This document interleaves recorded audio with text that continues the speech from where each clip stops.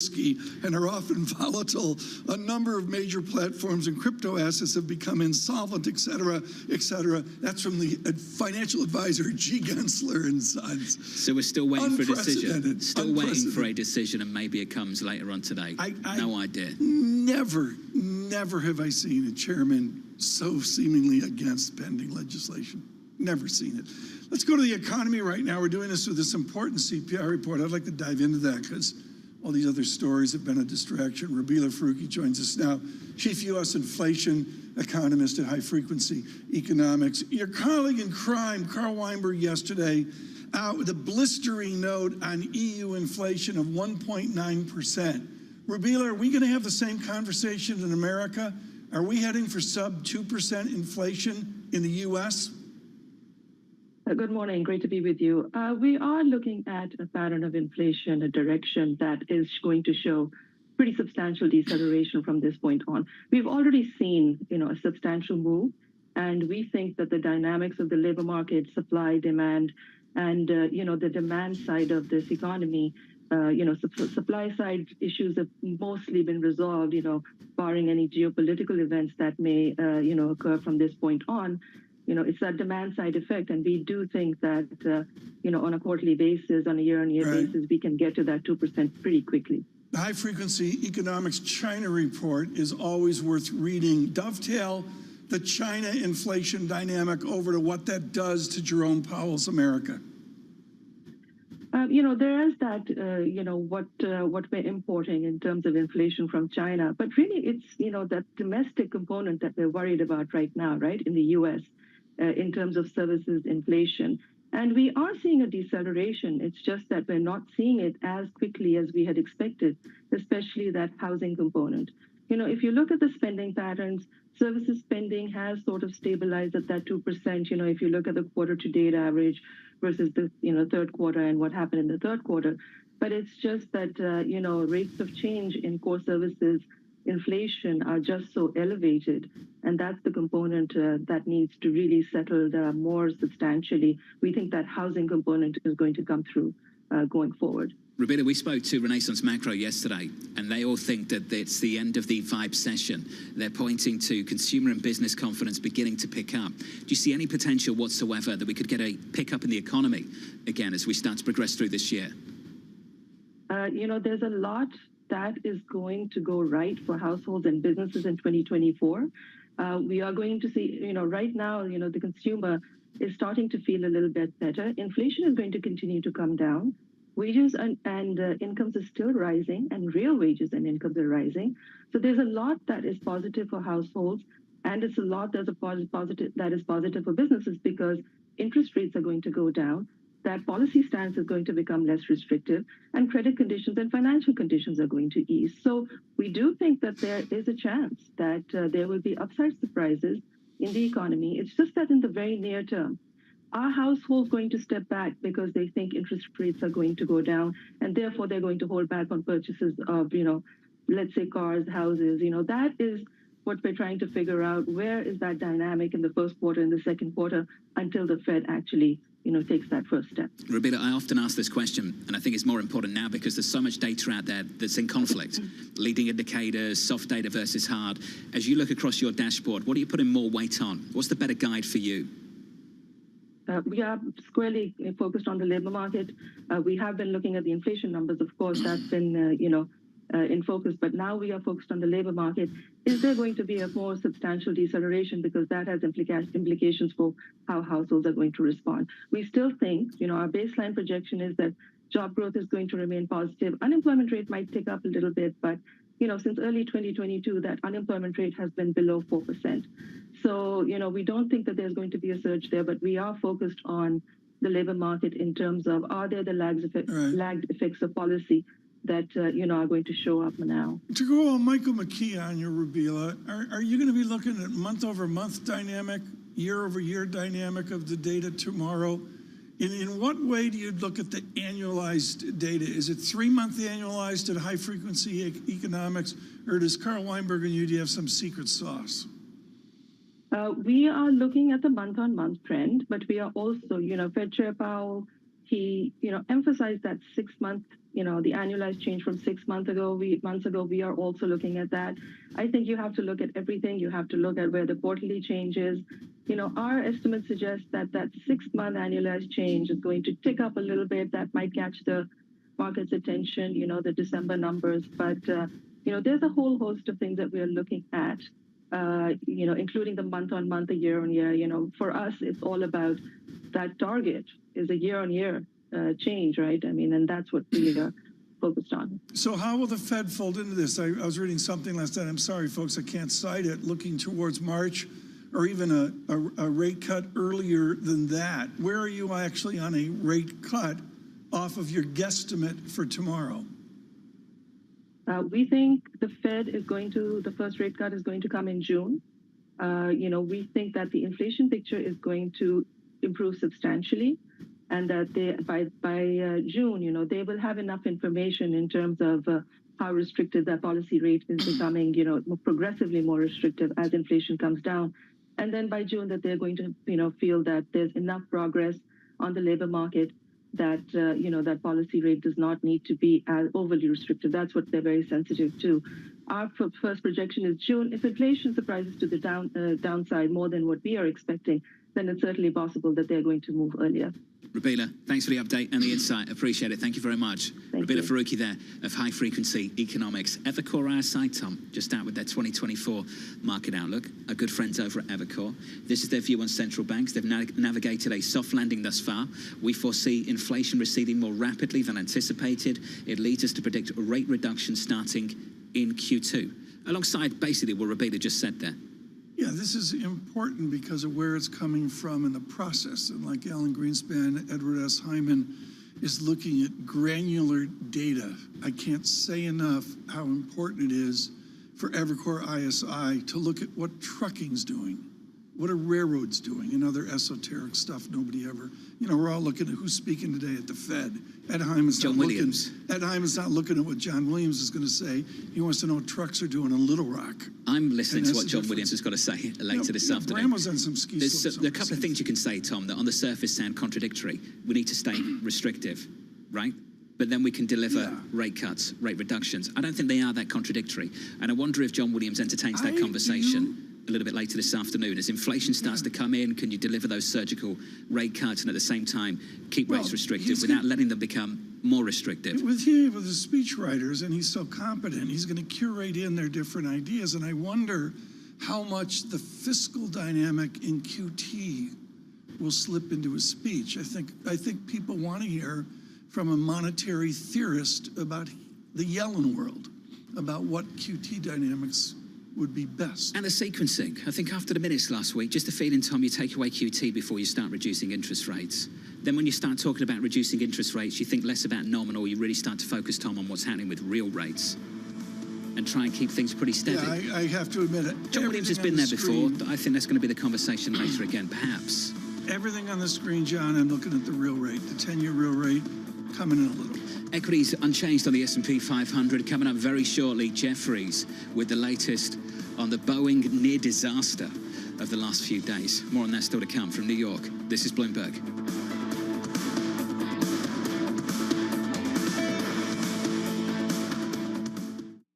The tag on the product may read Made in the USA, but the sign on the CEO's door often says Made in India. Alphabet's Sundar Pichai, Microsoft's Satya Nadella, IBM's Arvind Krishna, Micron Technology's Sanjay Mehrotra, and that's just the start. Add in the chief executives of Adobe, Deloitte, Gap, VMware, and that doesn't count Indians running companies all over the world. Why have so many Indians risen to the top? Vinod Khosla points to India's incredibly competitive education system. If you can survive the pressure it takes to get into one of the Indian institutes of technology, it gives you confidence to handle American universities and later the business world. Meanwhile, the belief in India's ability to produce so many tech wizards is reinforced every year. Indians make up about 3/4 of the immigrants receiving coveted H-1B visas for the U.S., and it's a safe bet that some of them will eventually find their way to the C-suite.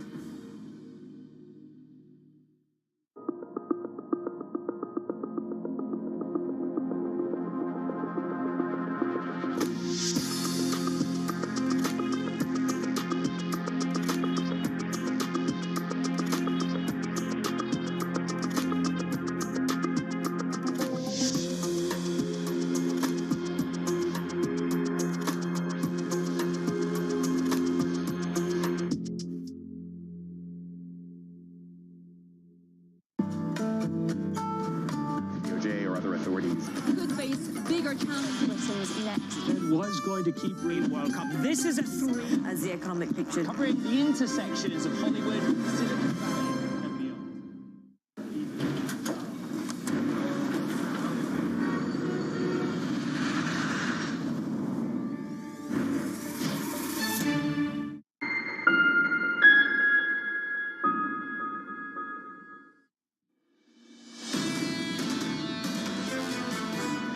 We're going to approach this, number one, acknowledging our mistake. We are going to approach it with 100% and complete transparency every step of the way. We're going to work with the NTSB, who is investigating the accident itself to find out what the root cause is. I have a long experience with this group. They're as good as it gets. It's a strong address from the Boeing CEO, Dave Calhoun, speaking at a company-wide meeting to address the incident involving its 737 MAX 9 plane.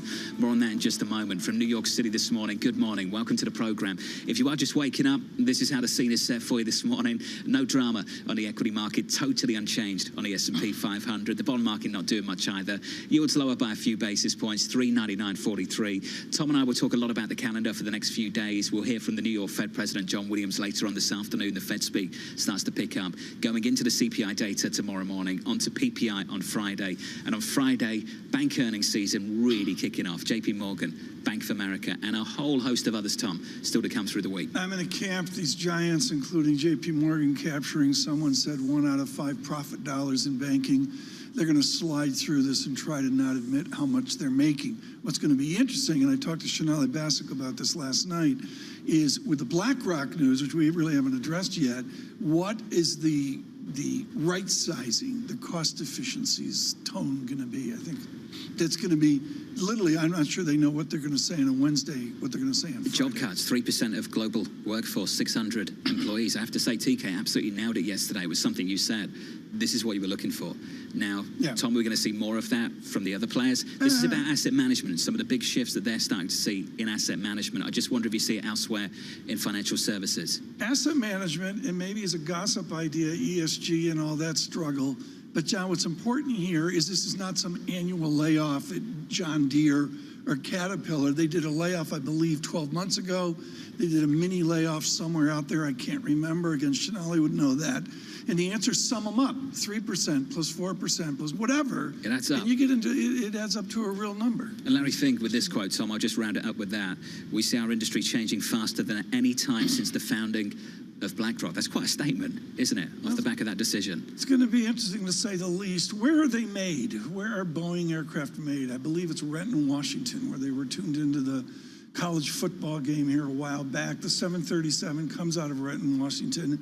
An expert on that is Sheila Kaglu, Senior Equity Research Analyst at Jefferies, and joins us this morning. Have you been to Renton, Washington? I have. There's 3 production lines. The 3rd one just opened up. So if you think about it, each one of those churns out 15 to 17 maxes per month. The 4th one will open next year in Everett, about an hour and a half away from Renton. So I want you to speak. I don't want you to talk about all your leverage finance work at JP Morgan and your wonderful work at Jefferies, your award-winning work in institutional investor. Forget about it.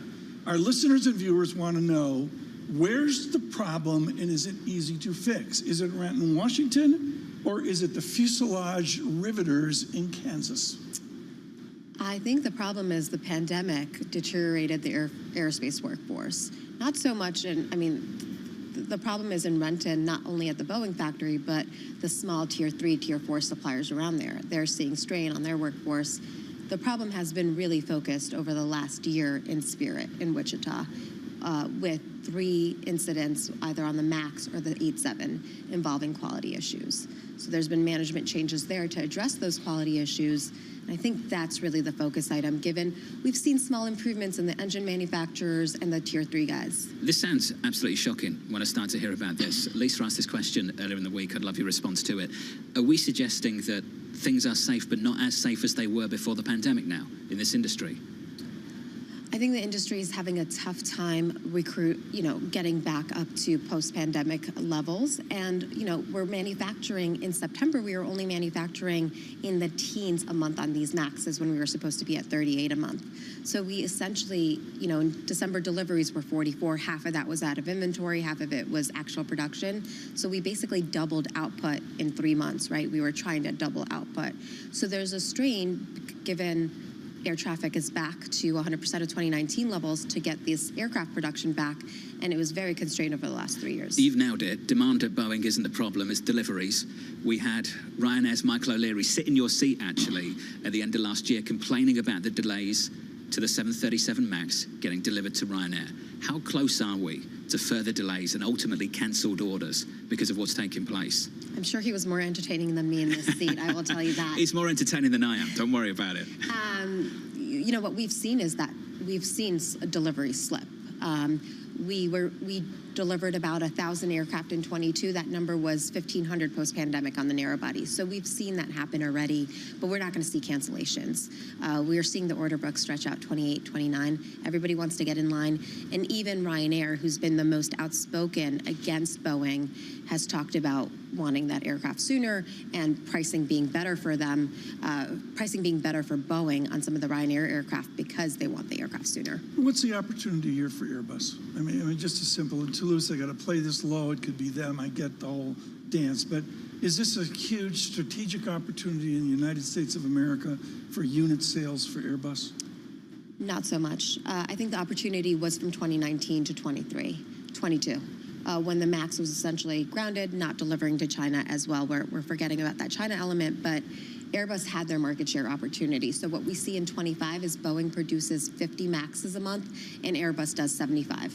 Maybe in the 2026 timeframe is more likely, to be honest. So they already have that market share gain. And let's not forget, Airbus has its own issues.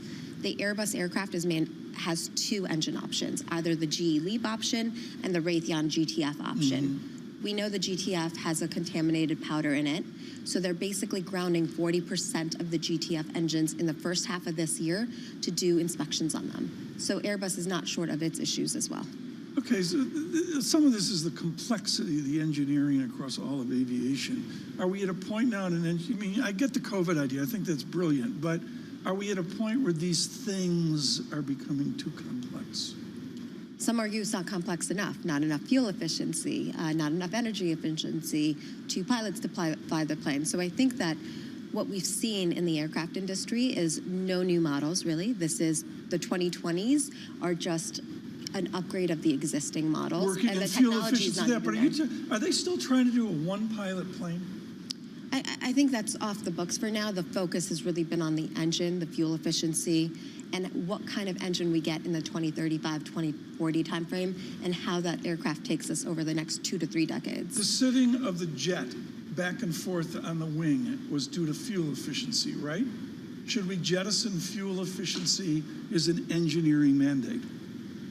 That's what we're aiming for, but clearly the engine OEMs have had a lot of trouble, not only in production, but the efficiency that they're gaining. So not calling out GTF only with the Raytheon issues, not only do they have the contaminated powder, they've needed to do upgrades to get their engine up to par. So has LEAP. So that's what we're going through right now. Building. Let's finish on the regulator. This is a difficult one. How do you expect the regulator to respond to this? How do authorities step in here, given what could have taken place on Friday? So, John, you started off very stark contrast with Dave Calhoun yesterday, and I think the regulators took that same message. NTSB is solely focused on the accident. We'll know in 12 to 18 months what really happened. The FAA said grounding 12 hours in, so did EASA. So I think that they're taking a stark stance. Boeing has this directive out on how to inspect the aircraft, and I think we could see the aircraft back in the air by the end of next week. The end of next week, that quickly? The directive said 4 to 8 hours to inspect the aircraft. You think about just the PR element of it, an extra week. When you hear from the regulator, of course, they have to start out really broad. Actually have all options open, TK, consider everything. Sheila, do you get the sense that they've narrowed this investigation down already then, given your expectation we'll be back up in the air next week? So the NTSB, I think, will take a year to come to a conclusion on exactly what happened, what the cause was. But the FAA seems pretty confident that the directive came out so quickly. 30 seconds, normal conversation. What's your single best buy right now? Oh, this amazing company called Heiko. When I started What is it called? It's called Heiko. Heiko. Yes, 21 billion market cap, 51 times PE. But when I first started covering this stock, and I won't tell you when that was, the market cap was $2 billion. They are a generic aircraft parts manufacturer, and they supply the aftermarket. The more we don't get new aircraft deliveries, the more Heiko benefits, because the old planes get serviced. Interesting. I thought we were going to round out that conversation sort of long bowing, but we didn't. Sheila, thank you. No problem. It's good to hear from you. Just fantastic. Real depth to that conversation. Sheila Kaiolu there of Jefferies on the latest situation, Tom. Difficult, just super, super difficult. I have to say, Dave Calhoun, that address was pretty powerful yesterday, Tom. Really taking on how serious this moment could have been. And I'm sure he's listening to the experts like Sheila as well. This is what surveillance is about, John. Let's talk to adults like Brooke Sutherland and Sheila. I mean, that's how you get it done. We'll talk to Seema Shah of Principal Asset Management up next on the program, looking for volatility in the front half of this year and a rally in the second half. That's next. This is Bloomberg. Bloomberg has enhanced search on the terminal to deliver what you need when you need it. Now, you can simply type phrases in everyday English in the command line. Compare financials. Find people. Analyze markets. You can enter phrases or ask questions. What do you want to know today? Ask a question or visit SearchGo to find answers now. The shape of the On athletic shoe is unique. It can't be mistaken for any other brand. The structure of On's C-suite is just as distinctive, starting at the top with a pair of CEOs. What we realized very early on is if you're adding different capabilities to each other and you do that as equals, then this leads to better outcomes. Mark Maurer joined On as Chief Operating Officer in March 2013. Martin Hoffman arrived as CFO that July. In 2021, they jointly assumed the CEO role. We are a brand that needs to be excellent in designing product, in innovating product, but also in shipping millions of parcels from A to B in the most efficient way. So we need to have very different mindsets and very diverse people. Mark has different strengths, I have different strengths, and if you take us together, you just get more. Companies with co-CEOs are rare, but On's configuration is even more unusual. Martin Hoffman also holds the CFO position. He says his two jobs complement each other. I actually feel the CFO makes you a better CEO, and the CEO makes you a better CFO. Understanding what you build as a CEO helps you to understand your numbers, and understanding the numbers helps you what are the right things to build. From the world of politics to the world of business, every weekday at 5 p.m. Eastern Time, hosts Anne-Marie Hordern and Joe Matthew alongside Kaylee Lines deliver news, insight, and analysis live from Bloomberg's Washington headquarters. Get the latest from and about politics' biggest power players at the end of every trading day. Balance of Power, every weekday at 5 p.m. Eastern Time, only on Bloomberg. Context changes everything. Slice through the noise. Forget the noise, ignore the noise. Is this just going to be noise? Just noise. It's noise versus signal. Now, more to the point. What is the lesson or the observation? This is Daybreak Europe. I'm Kriti Gupta. Let's get to the stories that set your agenda. Taking you from the U.S. market's close. A lot of this was priced into the U.S. session. To the overnight session in Asia. We'll walk you through what you need to know to kickstart the European trading day. Live from our European headquarters, we bring you the day's top market-moving stories, unmatched expert analysis, and on-the-ground reporting from across the continent. Tune in every weekday at 6 a.m. London time, only on Bloomberg Television.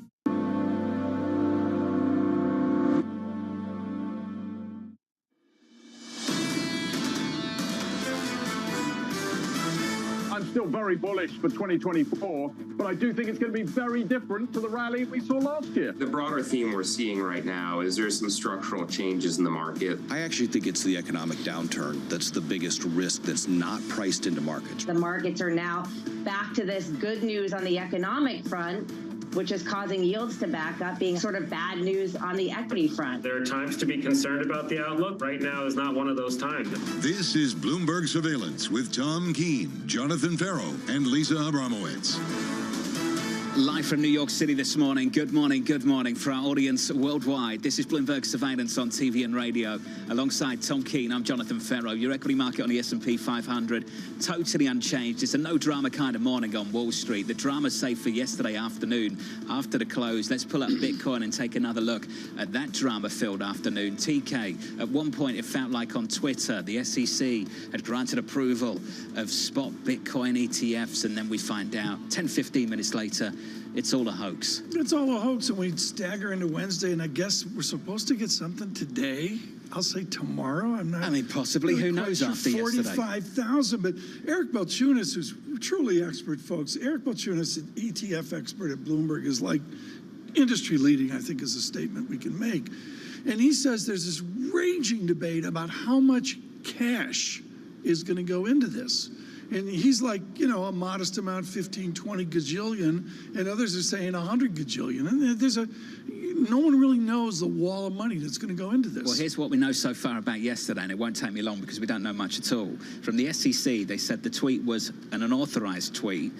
X saying the breach was not due to any issues with its systems, going on to say, Tom, the account didn't have two-factor authentication enabled at the time of the incident. So all round, plenty of embarrassment to share, but particularly for the SEC. I think it's going to be interesting to see the embarrassment between the chairman and those around him on the committee, Republicans and Democrats. There's a lot of notional Republicans at the SEC saying, let's go free enterprise, Bitcoin should be part of the game. And there's a few other people, including the chairman, saying, maybe not. And that's the crux of the debate and the unknown this Wednesday morning. Close to 46K this morning. Had a print of that in the last 24 hours or so. We can get back to business here on Wall Street later on today, TK. Tons to talk about going into tomorrow. I think really a two-part story. You start to get the economic data, one. You start to get the earnings on Friday, two. That's the next couple of days. Yeah, it's going to be a day to I'll get 3, 2. Deluge. Got it out. Thank you. Nice. Yeah, it's going to be whatever. I can't spell it. I can say it. And the answer is it's going to be a wall of data coming here. And to your point, economic and global Wall Street, I'm more focused, frankly, on what we're going to see in global Wall Street because the pros are telling me company by company we're lowballing everything and maybe there's going to be a lift to it. We'll have to see. Let's get to the scores this morning. Yep. Equity futures totally unchanged on the S&P 500. Futures going nowhere. Yields coming in a basis point or two, 399.80 on a 10-year, in and around 4% for the last few sessions. Just some stability going into the data we get tomorrow morning. Looking at the FX market, the euro just slightly stronger, but still in and around 109.50 at 109.46. That currency pair positive by 0.14%. That's the price action. Here's the day ahead. Here's the brief this morning. Fed speak. John Williams, 3:15 this afternoon. The New York Fed president coming up a little bit later on today, Tom. Then on to tomorrow, Loretta Mester with Michael McKee at 11:30. Don't miss that conversation. You'll hear from Kashkari on Friday. Love this mix here. And this is what America's about, folks, and all our different Fed presidents and governors. Kashkari is an aerospace engineer. He's got a much more corporate view. His public service with PIMCO, I should say. His private service with PIMCO.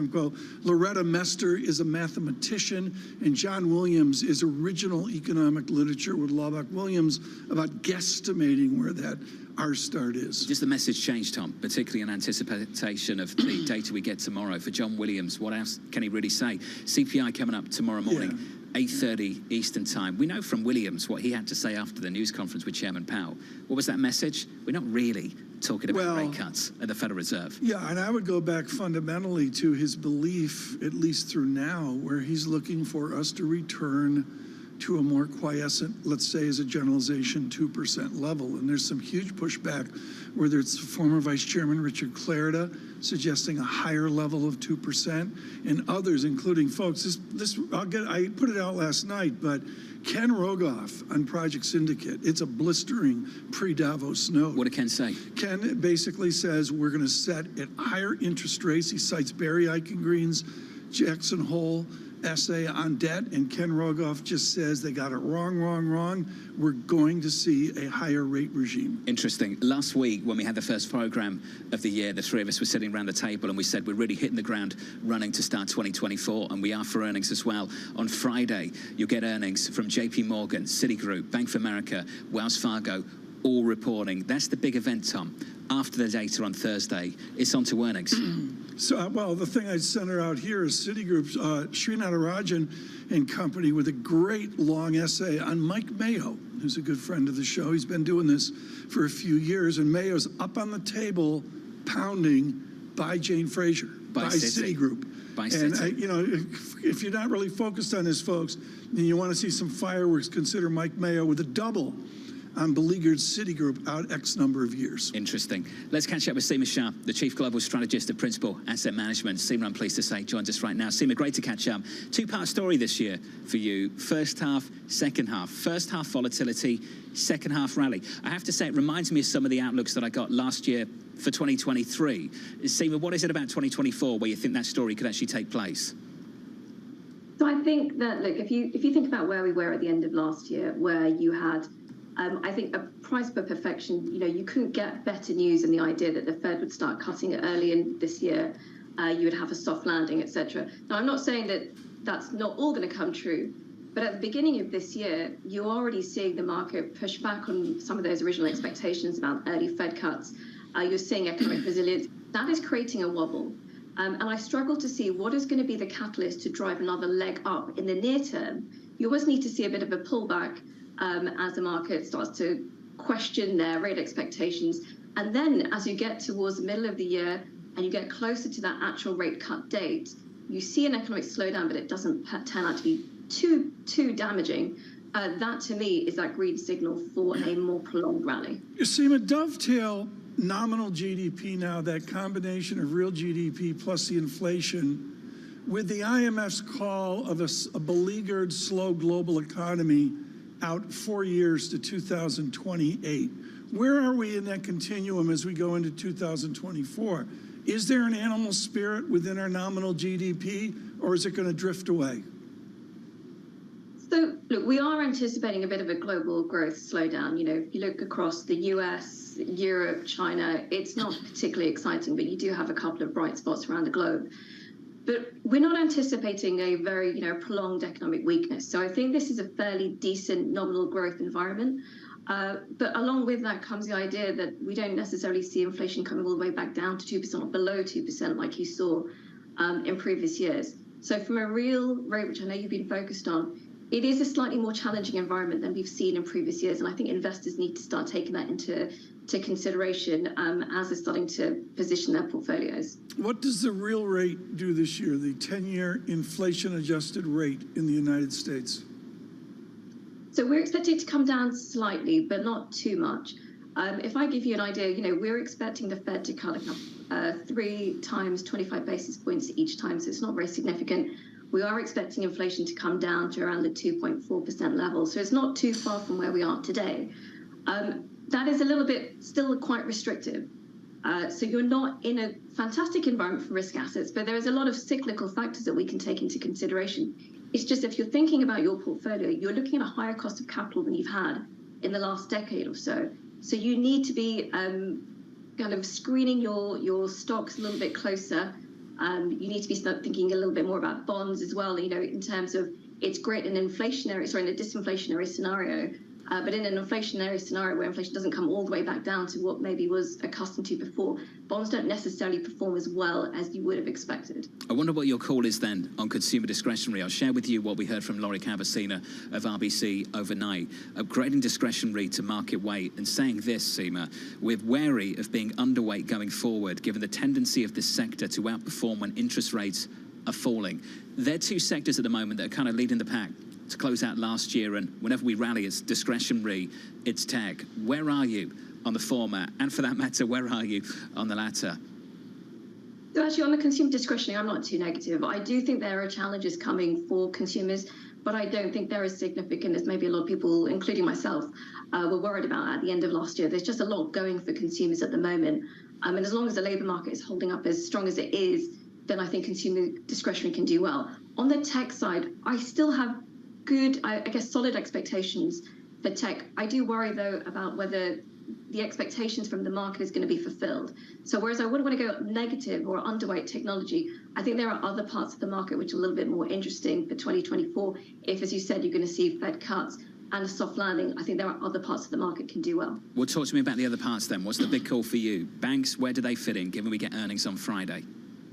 I think banks can do pretty well. I think, as you're going to see in a lot of parts of the market, there are headwinds in the first half of the year, but as you get through to the second, then I think banks can do well. The other part of the market, which I think should be gaining interest, there's going to be a bit of a wobble in the first quarter at least, but small caps, I think their valuations are very attractive.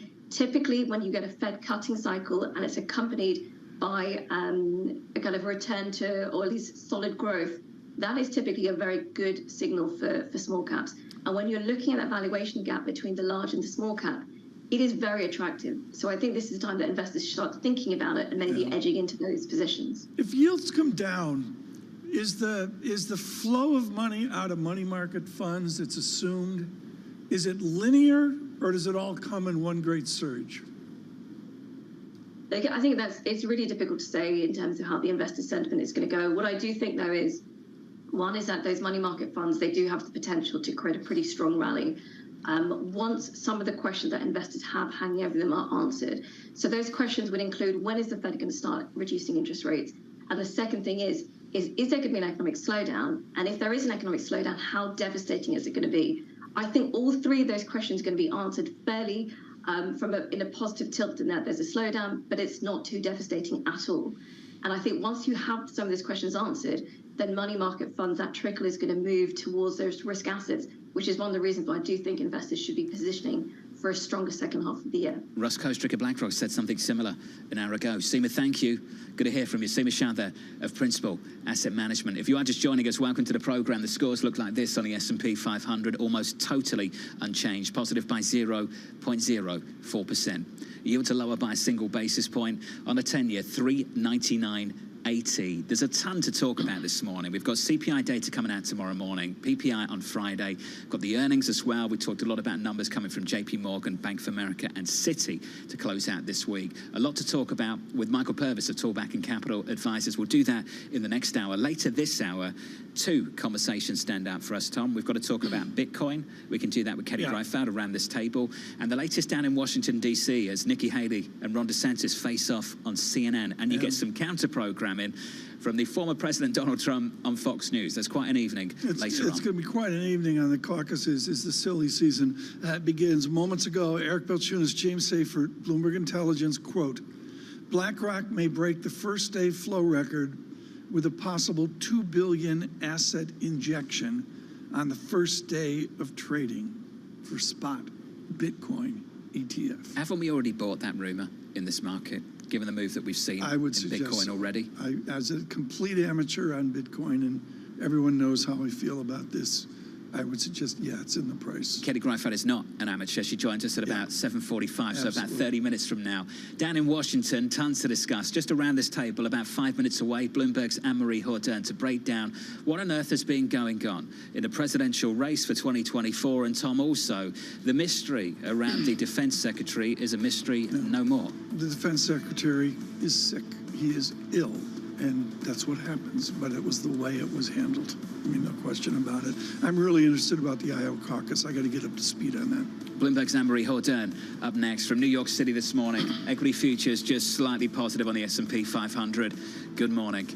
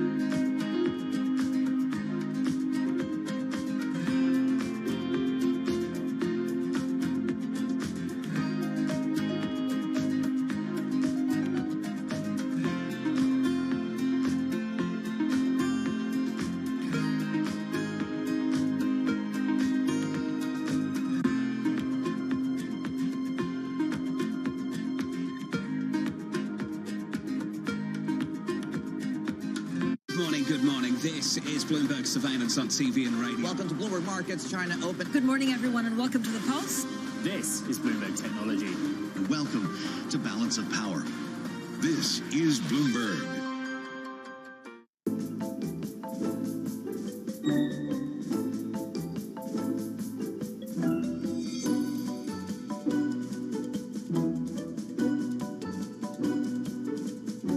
What does it take to be a great surgeon? This may sound trite.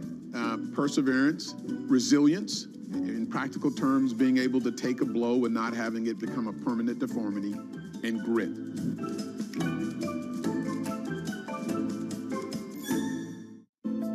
Bloomberg covers the world with unmatched reach and resources. From more than 120 countries, the moment news breaks, 24 hours a day. Bloomberg, context changes everything. The 2024 nominating contests are here, and the candidates are making their cases to voters in Iowa ahead of the caucuses. Bloomberg is live on the ground, bringing you the fastest news. Trump is leading by a long shot. Insightful interviews. And at the end of the day, that's what the American people want. And the most informative analysis about what it all means for November's presidential election. What is your path to the nomination? It all starts Monday in Iowa, only on Bloomberg. Context changes everything.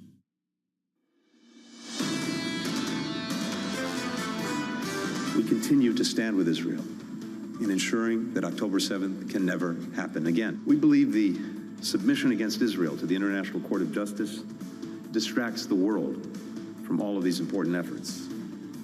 And moreover, the charge of genocide is meritless.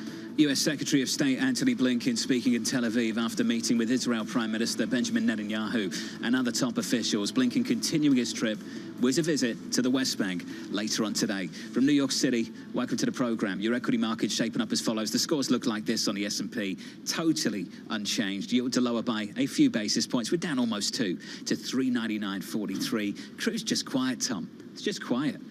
Everything else is really loud in the Middle East, and crude is quiet. 72.37, positive 0.2%. Yeah, Francisco Blanch was great on that the other day. Also, Jeff Curry showing up, retired. I saw on Bloomberg TV as well. And the answer is the U.S. has gummed it all up.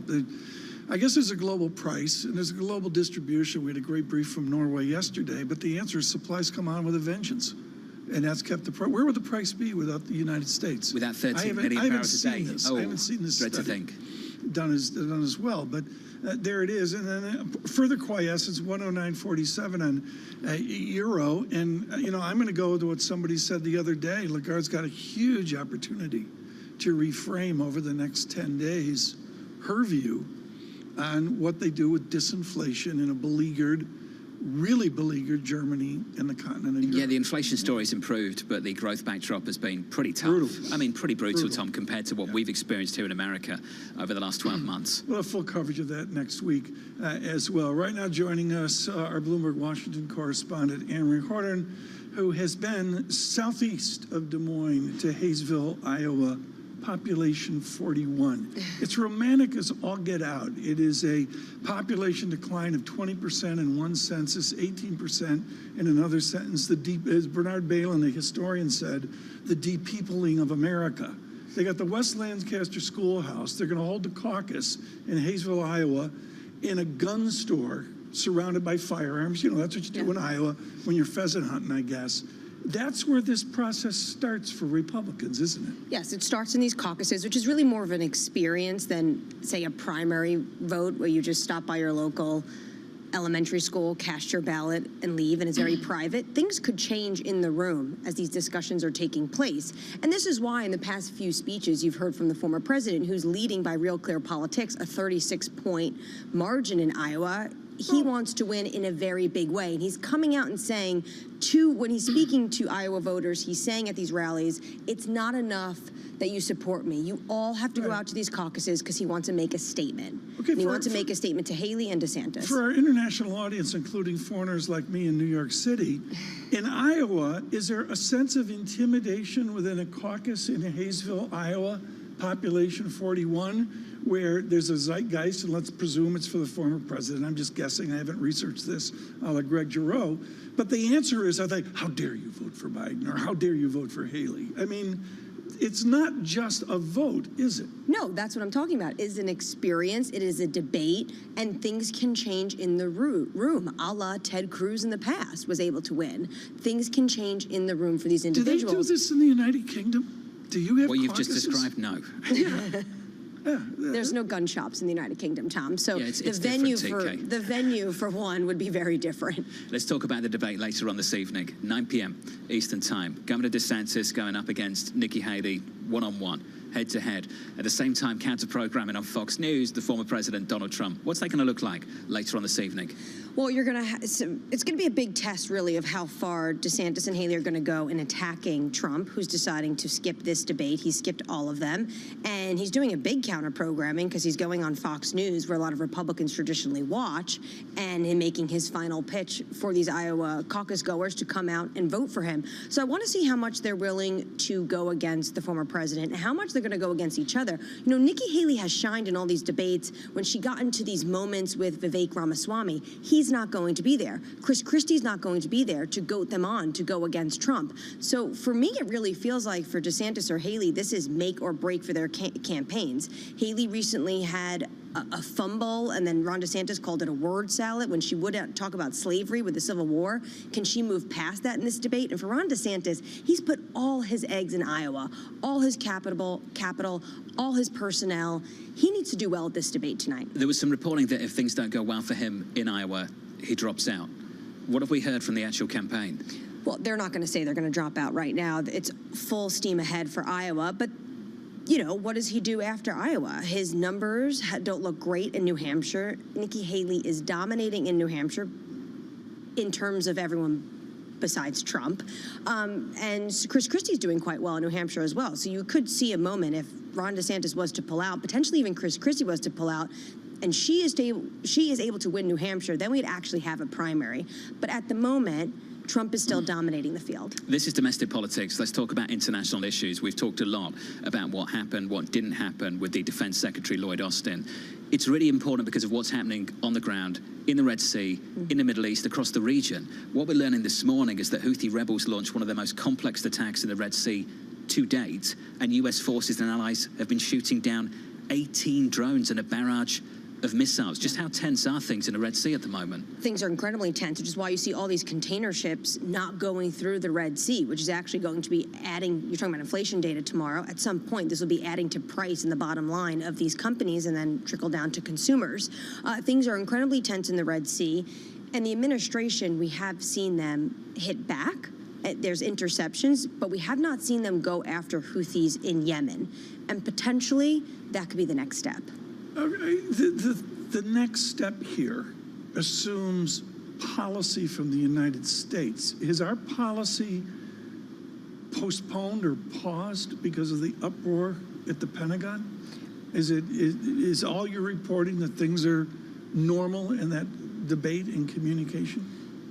Absolutely, things continue. It is a machine. But there is a lot of drama right now and concern about the communication between the Pentagon and the White House, given the absence of Lloyd Austin. And the fact of the matter is, yesterday, when the world found out that Lloyd Austin's elective procedure, which means a patient decided to undergo this procedure, but that also meant, when you're thinking about it, elective procedure has this nuance that potentially this isn't so serious. But yesterday we found out that this is serious. At the same time, the President of the United States, the same day the President of the United States found out it was prostate cancer, so did the world. Shocking. And this is a big problem. This communication breakdown isn't new. You've reported on it.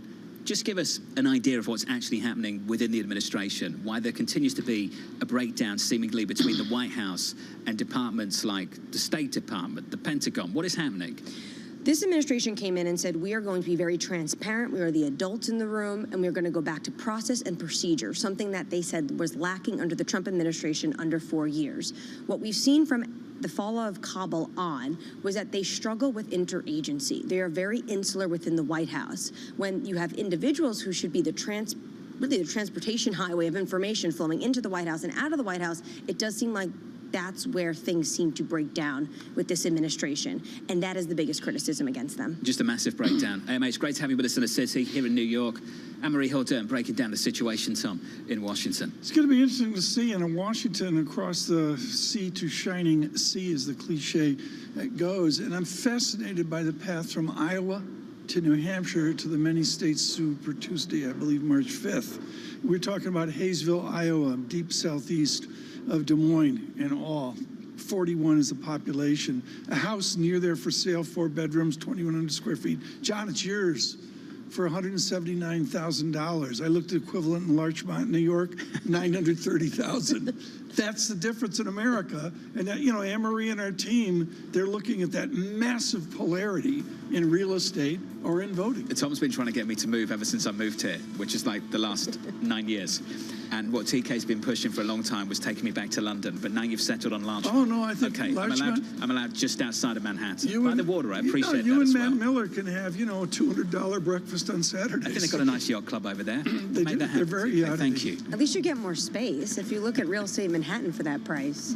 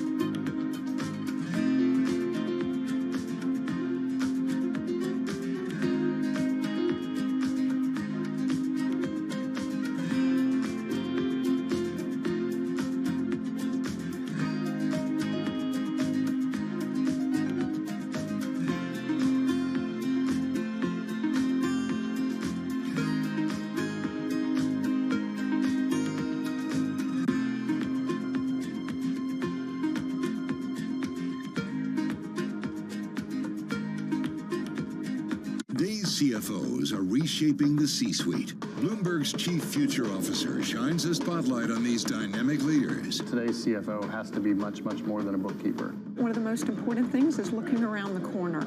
We have to let go of the traditional legacy department store. Their impact goes far beyond the balance sheet. And on Chief Future Officer, they focus on much more than just revenues and margins. You also have to be credible business leaders in order to really impact the business and steer the direction. We are like biologists. We need to deeply understand the financial DNA of a company. People just come with a playbook and say, okay, we're going to roll that. Don't do that. Think longer term. It's an amazing time to be in this role. It's a lot more than the profit today. It's building the future of tomorrow. Get passion, perspective, and more from the chief future officers of some of the world's most influential companies. A new episode every month, only on Bloomberg.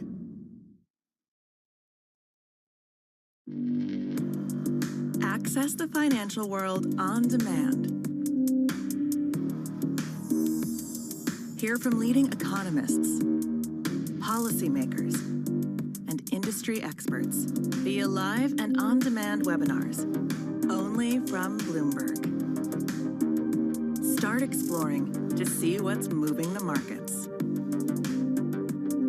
Visit Bloomberg.com/webinars.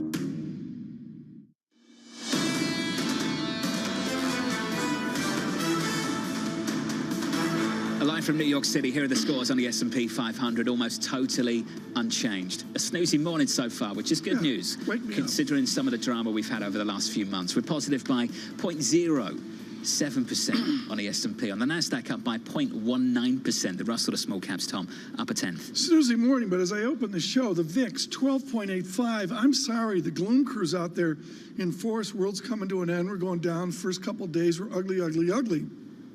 It's a bull market VIX. There's no other way to put it.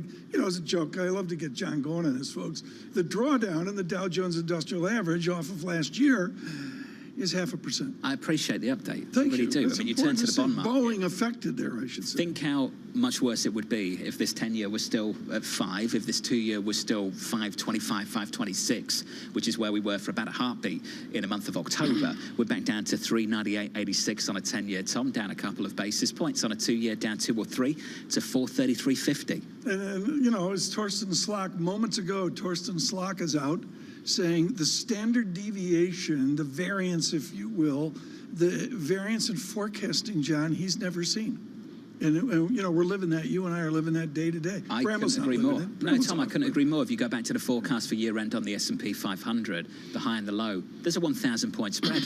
4,200 out to 5,200. Let's finish on foreign exchange on the euro, which has been sleepy, that's for sure. The euro against the dollar, 109.49, Tom. We're positive by 0.17% on that currency pair. Yeah, Anne-Marie Horton sat down and said, Tom, should we really go to Brussels release? Should we do that in Zurich, or should we do it after we come back from Davos? And I said, no, I think the surveillance tradition is you go to Brussels release in Zurich before you go to Davos and get that good $300 lunch that they have. It's Can you imagine how much that Burger King is going to cost this year at the airport, at Zurich Airport? Well, the Burger King at the airport, strength of the Swissy. They say, good morning, Mr. King, good to see you again. And, it's good. It's going to be 20 Swiss francs. Yeah, 20 Swiss francs for a number 2 value meal. It's absolutely ridiculous. Yeah, That's nuts. Honest to God, what my benchmark is for Zurich idiocy, What's that? I walk in the Immerse on the Bahnstrafe and I price out a bow tie. I don't buy one there.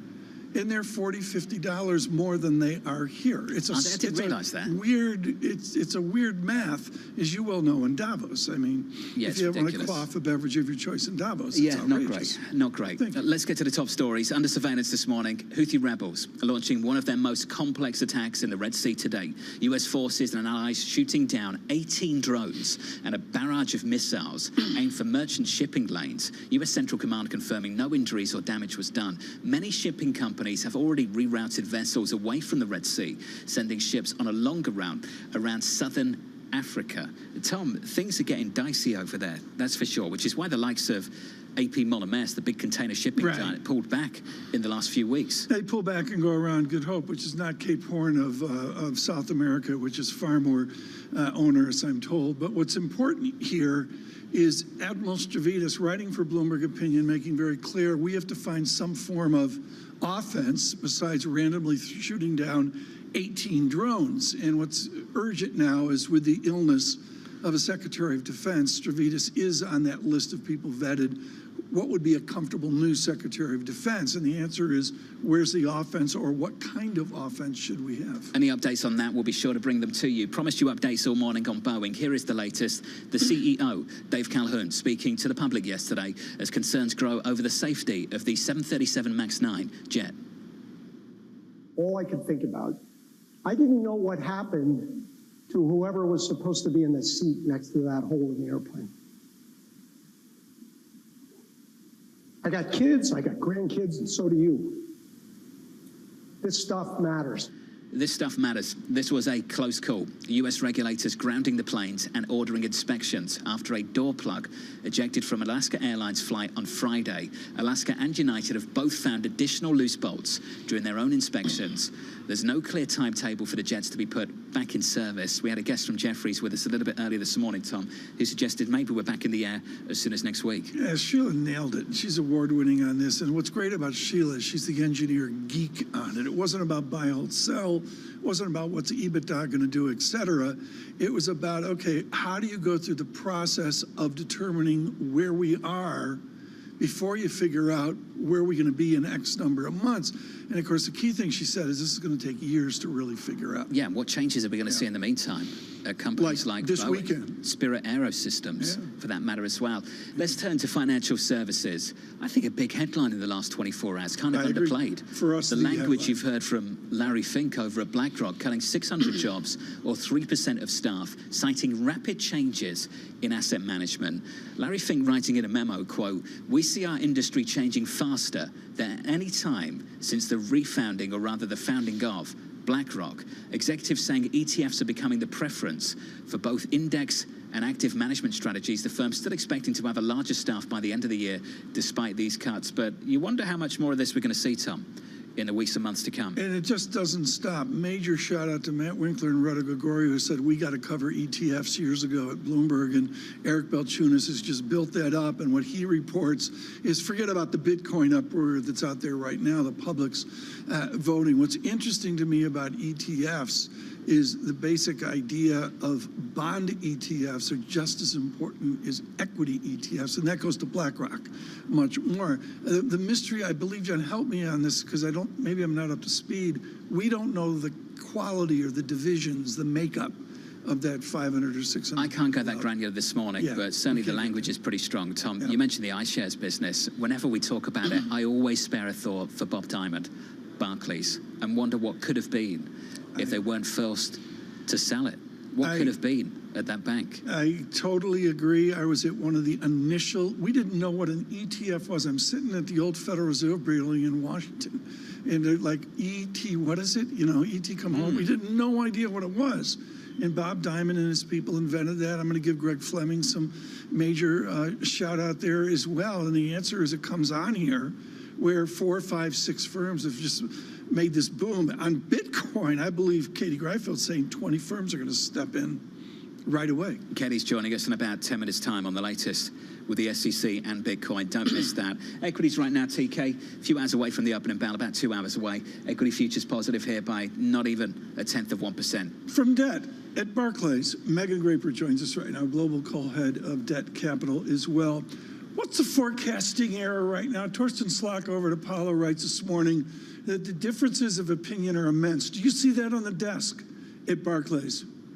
We do. I mean, at 65%, I think there continues to be far too much confidence in this March Fed cut, particularly in the face of financial conditions which have eased since November, and with 10-year treasuries effectively back to where we were in early August. So it's hard to draw too many conclusions from a single data point. I think Friday's employment report certainly introduced some sobering effects for the market. I think both the participation rate, the wage data shed light on the potential risks that the U.S. economy might actually re-accelerate over the coming quarters. So there's certainly debate still very healthy playing out in the market. Unfair question, but you're wired in to try to answer it. What does the issuance calendar look like? And is now the time where big cash-laden tech puts out more debt? Well, we got earnings blackouts to contend with, but I think, similar to the floodgates that opened up here in the city overnight, the investment grade markets have seen $83 billion of new issuance priced over a matter of the last 6 days. And we've got another lineup looking here again this morning. So I think across broader markets, IG has been the place where we've seen an ability to sort of quickly regain our footing from some of the indigestion we saw at the start of the year. And it's become a bit of a silver lining. We had borrowers hitting the ground running, but equally we've been seeing investors finding opportunities to put significant cash balances to work. So we're already running marginally ahead of 2023 volumes, and we're on track to exceed about $150 billion for the month of January. That would be the most active issuance we've seen since May of last year. Can we just get into the character of the borrowers just a little bit more, Megan? You're fantastic at this. Is there a shorter duration bias? The companies coming to market, are they US domiciled, non-US domiciled? What do you see more of? Yeah, I mean, I think the long-dated bias, so what's interesting and what's a bit of a departure from what we saw during that 2-month rally into year-end has been a shift to long-end outperformance. So 10-year and longer order books are actually garnering significantly stronger demand than the belly of the curve, which had outperformed into the end of the year. We saw that play out on yesterday's T-Mobile transaction. Their 30-year order book was more than 7 times oversubscribed. that more than doubled the demand we saw in the 5-year order book by comparison. So it's affording the ability for credit curves to flatten and creating opportunities for borrowers. What's exacerbating the theme to some degree is that of the supply we've seen so far, only 5% of it, even though it's been, eye-popping numbers, have been 15 years and longer. That's down about 40% year over year. So most borrowers we're talking to are reluctant still to lock in coupons given more elevated borrowing costs, even if they acknowledge that it overall benefits the transactions. The mix has been a slower financial calendar than we might have anticipated. You tend to see about 2/3 of January come from bank and finance. I think that's likely to, we're going to see that tide turn after the big 6 kickoff earnings this Friday. We're expecting upwards of $25 billion of supply from that subset of borrowers. And then I think the regionals will follow closely behind given supply expectations as they prepare for some of the regulatory debt requirements that are on hand. Megan, as you've suggested, tons of supply, it's been met with decent demand. Slightly more difficult question to answer, but can you give us an idea as to where that demand is coming from, where people are taking cash and deploying it as these new issues come to market? Yeah, I mean, it's a yield-driven bid. So I think what is fascinating to me is you think about implications for CPI later this week, for instance. We just hosted an investor roundtable, and what stood out to me is that the majority of investors in the room, so it's hedge funds, it's asset managers, it's insurance companies, they all said that yields here mattered more than spreads, both to their continued inflows, but also to their current investment decisions. So I think it's fair to say data dependency will continue to be key. But we're seeing inflows from the usual suspects, insurance and pension money, but also some non-traditional players as well. Megan, quickly, I'm asking for a friend. Are you going to buy the Bitcoin ETF thing? I'll plead the fifth on that one.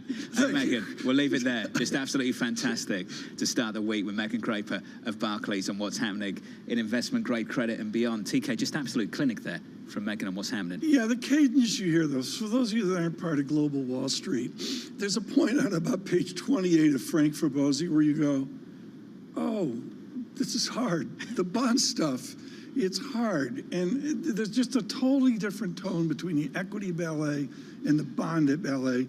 And when you hear her, if you're on the street, you know she read Fabozzi cover to cover. Without a doubt. And she knows the Greek letters. And then again. And she knows the wall. What's great about her is she knows the operational procedure of, it's not like Apple where you make 5 phone calls. There's some issuance issues where, you actually got to work the paper to get it done. The brilliant Megan Craper, the Global Co-Head of Debt Capital Markets over at Barclays. If you are just joining us, welcome to the program. Your S&P 500 almost totally unchanged, up by 0.01%. Sometimes you need mornings like these, TK. Just slow, just a little sleepy, ahead of things picking up over the next day or so. Yeah, well, we're going to get the deluge, as we said earlier, of economics and the banks as well. But we are distracted by this Bitcoin. Where are we right now? 45,100. It's cratered down 300 points. What was it, 16,000 like a cup of coffee ago? Laidler said it was up 150% last year. Thank you for letting me know that. So you've got Bitcoin One, and we'll talk about that with Katie Greifeld, whether we do get these spot Bitcoin ETFs, all of that stuff. And then you've just got procedures over at the SEC, Tom. And the more we learn about this, again, just another one of those issues that the account didn't have 2-factor authentication enabled at the the time that the account was compromised. Embarrassing. Still want a little bit more detail on what happened in a crypto milieu, and I've been hacked, folks, full disclosure, but the bottom line is, how did I learn to do 2-factor authorization? I was hacked out of Turkey. That's how I learned. Is that where it was? Did you learn that? Yes. Is that where it was from? Well, we believe so. What did they do? Bloomberg did a great job of informing me and the different institutions like Twitter. They really... Interesting. We take it for granted what people do up in the 14th floor. They deliver the goods on the weekend. Without a doubt. Kelly Greifeld's coming up very shortly on the hack of the SEC's X account ahead of a major decision on Bitcoin spot ETFs. From New York, this is Bloomberg.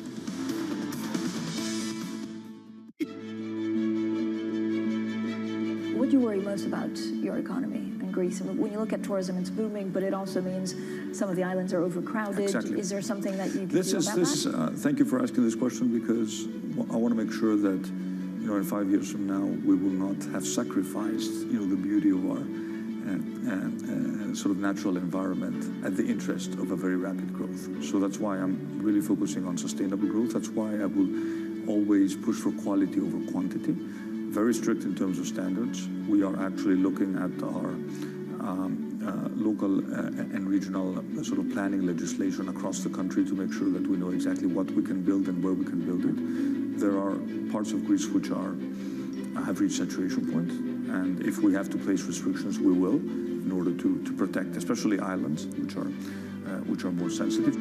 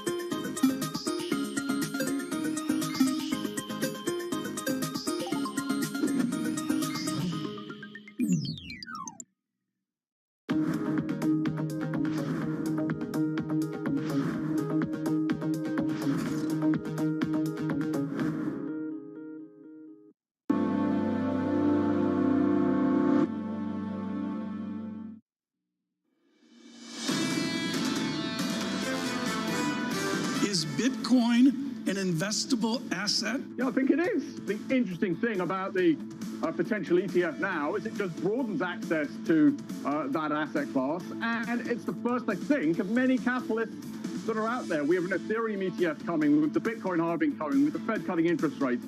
We've changed accounting regs in the US, which will make it easier for companies to buy crypto. We've bank regs, which will make it easier for banks to own crypto. You know, I can go on and on.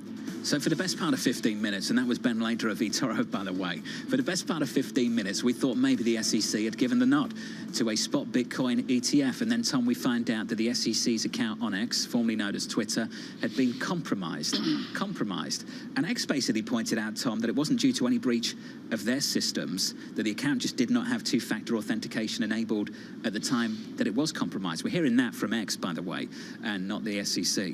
Yeah, well, you heard from Gary Gensler. He had a tweet out trying to explain it, and what a distraction for what I guess is a great moment, certainly a great moment for alternative investments. And I guess we try to get beyond it this morning. I know Eric Balchunas has been in the building since 4 a.m. He's already published $2 billion to go into BlackRock as one of the ideas here. I'm getting a lift-off feel from Eric. I don't know what that means, but that's where we are. I think there's so many dimensions to this story as well, Tom. There's, of course, Bitcoin, and we'll talk to Katie Greifeld about that in a moment. Then there's the SEC, about how the SEC is going to announce decisions like this.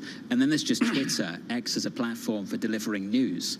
How seriously people will take that platform in weeks and months to come around issues like this one. I'd add one add-on here, which we're not going to talk about now, which is the chairman of the Securities and Exchange Commission is less than enthused about all that. But what we're going to do is talk now about the operative moment here at 7:48 a.m. on an historic Wednesday. Katie Greifeld joins all crypto all the time. She's taught me so much because she knows I think it's just a bunch of malarkey. This is the day where it goes from malarkey to actually an investable asset. Is that right? You could make that case. The pushback to that would be if you really wanted crypto exposure right now, you've had a myriad of ways to do that. I mean, we have Bitcoin futures ETFs, but you're right in saying that this is a watershed moment for the crypto industry and also for the ETF industry. I mean, this has been attempted in some form since 2013, so it's been a long time coming. It's been a very long road to get here. How does the actual money transact? Do they need new money to go in? Or just say a BlackRock, I'm just picking someone big and ugly, but do they have a pool of money that at 10:02, when Alex Steele says, hey, it's official, the money's there right now? How's that work?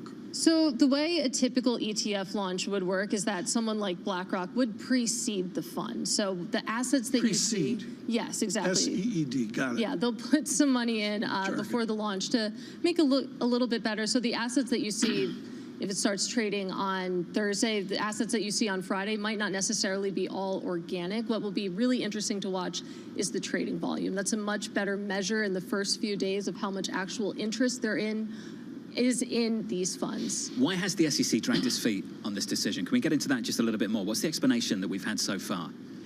The explanation is that repeatedly they've said that, this crypto industry, this crypto market, it's open to fraud, to manipulation. Of course, the irony there is that it was the SEC Twitter account that was hacked. A few people have made that comparison, to put it lightly. But the fact that they allowed the Bitcoin futures ETFs to launch in October 2021 sort of took the legs out of their argument, and that was the basis of Grayscale suing the SEC. Remember, they had applied to convert their Bitcoin trust into a spot Bitcoin ETF. They were denied. They sued the SEC. They won that lawsuit over the summer, and that was really one of the important events that put what we're talking about today in motion. There's an assumption that we are just going to get the nod at some point. We didn't get it yesterday. We thought we were, but at some point in the future, maybe in the next 24 hours, we might. What changes if we do? I've seen the security Bitcoin run up in anticipation of this, but what actually changes? Are the people sitting on desks that couldn't buy it before that now can because it's a spot Bitcoin ETF? That's the big debate going on right now, whether this will turn into a sell the news event. To go back to the Bitcoin futures ETF launch, which I keep harping on, that was the ultimate sell the news event. Bitcoin rallied up to $69,000 a coin in anticipation of that. After the launch, we haven't been anywhere close to that. The magnificent run that you've seen in Bitcoin in anticipation of this, a lot of the critics are saying this is going to be the exact same moment. The advocates are saying that this will turn on the wealth channels being able to invest in this. In 1934, in the depths of the Depression, and then 2 or 3 depressions we had within the Depression, the government decided to set up the SEC so we could buy Anaconda Copper, or Boeing didn't even exist. It was, I think, Douglas aircraft. And there'd be accounting, and we'd know what was going on. Is there going to be any improvement in the accounting or we know what's going on with Bitcoin? Is there any change here in the process of how we observe the underlying within the ETF? Well, one of the things that did change, if you think about the applications that have been filed since 2013 and this current round of applicants, is that there are surveillance sharing agreements between the underlying exchange, so Coinbase, and the SEC. So the SEC theoretically will have more insight here. What really started all of this current enthusiasm is BlackRock filing in June for a spot Bitcoin ETF, which took many people by surprise, and they had that feature in there. Let's say a lot of money comes in, and Eric Balchunas says there's some guesstimates that are maybe overdoing it, but let's say we get a little bit or a level of overdoing it. Does that mean the electric grid in Texas changes because somebody's there going, hey, we got to manufacture more of this, and who cares about the thermodynamics of Bitcoin? We got to make more product. Is that part of this? I wouldn't go that far in terms of whether this means more supply, if I understand you correctly. I will say... No one does, but make a go of it, Katie. If you did want to get concerned about the record keeping here, the accounting keeping here, the absolute... Okay, but is it improved? Thank you. You said it better than me. Theoretically. Is the record keeping of the underlying going to be improved with these ETFs? Theoretically, it would be improved because you have those surveillance sharing agreements. I will say the worries that I've heard from some people, some of the critics, is that what if you lose your wallet address? What if one of these big issuers loses their digital wallet address? You have that guy's in the layoffs at BlackRock. You can't find your Bitcoin. Who is liable there? Is it the issuer? Is it the market maker? Who would actually be on the hook for that? Those are some of the behind-the-scenes worries that I've heard about. It's just amazing. Katie, thank you. Katie Greifeld there of Bloomberg. TK, there's so much to deal with on this issue still. One quick thing. Is Tom Brady going to come back in and re-endorse an ETF? I would call him up now if I could. I think his fingers have been burnt on that, haven't they? Yeah, but this raises an issue. Make the money back. And, since you brought Katie back into the conversation, we might as well continue the conversation. There's a feeling, I think, there's a snobbery on Wall Street in certain places that the adults are coming into the room now. It's going to change things. That all the fraud you've seen over the last couple of years, the things like SBF, Sam Bankman-Fried, all of those stories, that it's going to be BlackRock now. It's going to be the big players on Wall Street. Does that really change things here? I will say there is a certain irony here that you think about the original promise of cryptocurrency, sort of getting away from the government, going bankless, et cetera. It now feels like all of the hopes and dreams have been boiled down to, are we going to get a physically backed spot Bitcoin ETF? From a large financial institution on Wall Street. Exactly. Which is a real shift, Tom. Just culturally, from what it was. John, get the surveillance cork out and put it in my mouth. You know how I feel about this. Got a box of them. Didn't we have a box of them? Yeah, we have a box here somewhere. Got a box of corks under the desk. I will say this. I'm watching what Gary Gensler does. He's a gentleman of integrity. He's made clear how he feels. It was just a bit embarrassing yesterday. This afternoon, is it going to happen one way or the other? The idea, the current thinking around the timeline is that these ETFs go effective after the market close today. That could be between 4 and 6 p.m. Okay. If that happens, we could see trading start tomorrow. So look to the SEC website. Yes. That's the guide. We're back All right. there. Katie, thank you. Katie Grafad there on the latest. Coming up on this program, Michael Purvis of Tallback and Capital Advisors around a table with Tom and myself to break down what's happening in this market. Equity futures on the S&P 500, totally unchanged this morning, TK. I keep saying that the week begins this afternoon, and in many ways it does, with the New York Fed President John Williams speaking from the Federal Reserve, then on to the data tomorrow morning. I'll go with that. I'll go with the John Williams speech could have some real oomph to it into the important CPI report. But I'm going to say within all the back and forth and Slock again talking about the massive standard deviation in forecasting, I got a VIX at 12.86, which tells me I don't care what the movement is. This is a bid under the market, period. Things are okay still, but there's been a bid under the market for the last how many months now? Since the end of October, through November, through December. Pretty solid. Seema Shah pointing the other way, though, Tom, saying that maybe the first half is a first half of volatility. And then the second half is a rally. I just remember that sounds so similar to what I heard at the end of 2022, looking out to 2023, and the basic outlook was dip, and then we would rip. And what did we do January of last year? Just totally ripped, and tech never really looked back at times. Equity futures on the S&P, totally unchanged. Michael Purvis coming up next from New York. Good morning.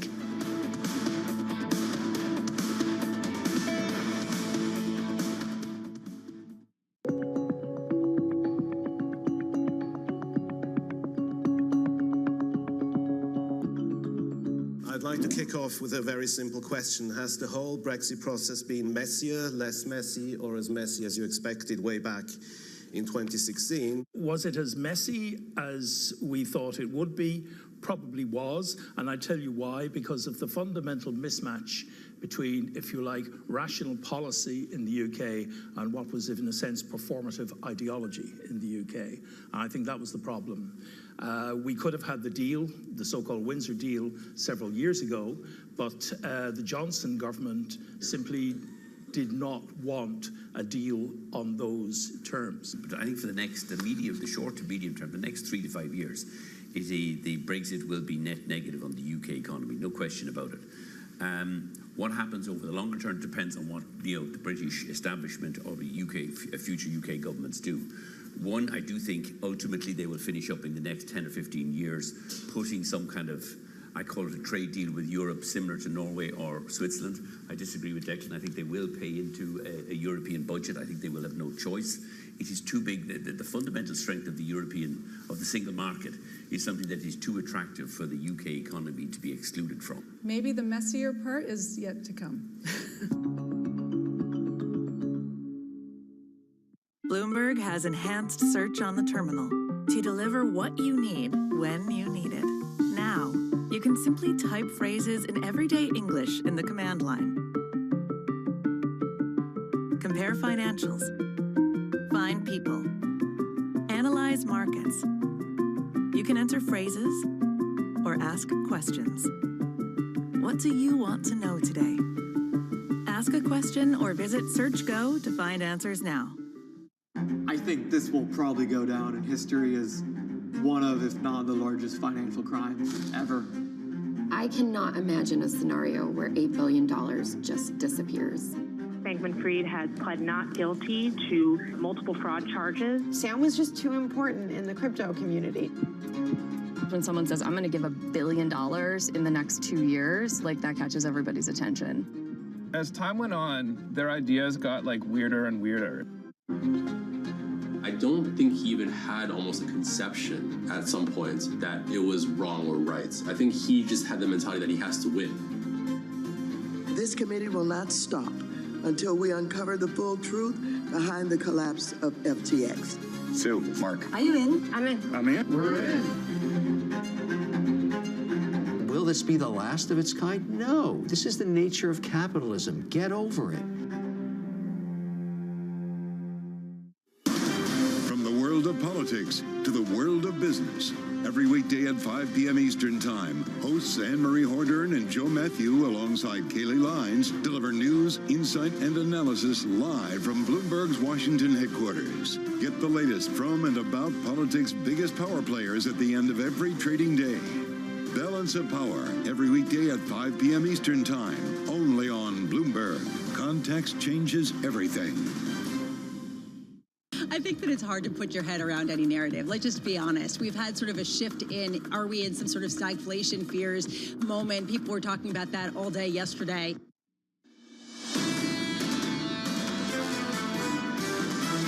The Fed policy landscape is becoming a lot more clear. If inflation is moderating, I think it's important for the Fed to adjust their policy stance. We really do have to pay attention to these inflationary threats. Inflation often comes in waves. Let's admit we probably have finished the first wave of that inflation. We think that ultimately we go back to a low growth, low inflation, low rate environment. This is Bloomberg Surveillance with Tom Keene, Jonathan Farrow, and Lisa Abramowitz. Good morning, everyone. Jonathan Farrow, Lisa Abramowitz, and Tom Keene on radio and television worldwide into a deluge of data, the economics of inflation, the earnings, and maybe they'll hide the profits of the big banks and all, starting on Friday. And then, John, the elite meet to greet with you in Davos starting next Tuesday.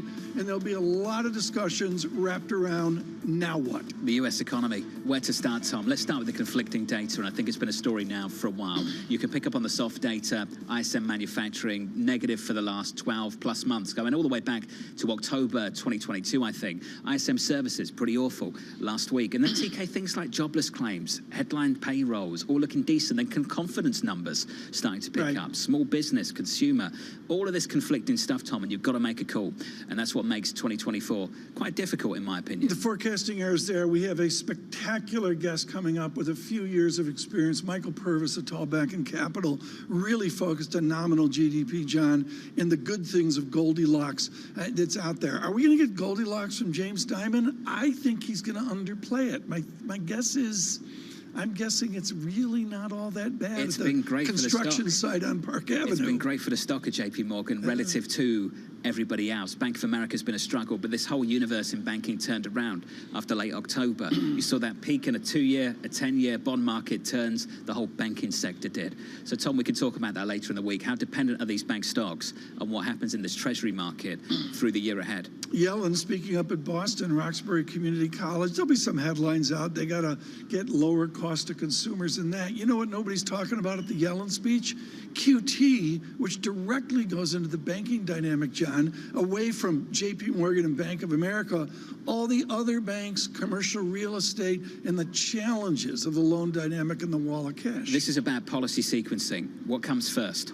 Rate cuts or the end of QT? I think we've had a suggestion in the past week that it's the end of QT, then rate cuts. You want to start that dynamic, Tom, in motion. Maybe that begins in the next couple of months, just to start flagging that you're going to wind down one before delivering the other. They like a clean sequence over at the Federal Reserve. They do, you remember when they started hiking and they knew they were late, but they still wanted to announce that they were winding down QE before they actually started hiking interest rates? They always seem to like that clean sequence on the FOMC. In the date calendar here before the data check, John, as we get to the idea of maybe we get a Bitcoin soiree. Thank you, Catherine Greifeld, for joining moments ago. We get that done maybe. 3 p.m., John Williams really begins the economic debate. Frankly, his speech is probably more illuminating than the politics from the Secretary of Treasury. You remember the back-to-back from Chairman Powell, then on to the New York Fed President, John Williams. Chairman Powell in the news conference, maybe now was the time that we start talking about interest rate cuts. Maybe now is the time, perhaps now is the time. And then we heard from John Williams, who basically turned around and said, yeah, we're not talking about that right now.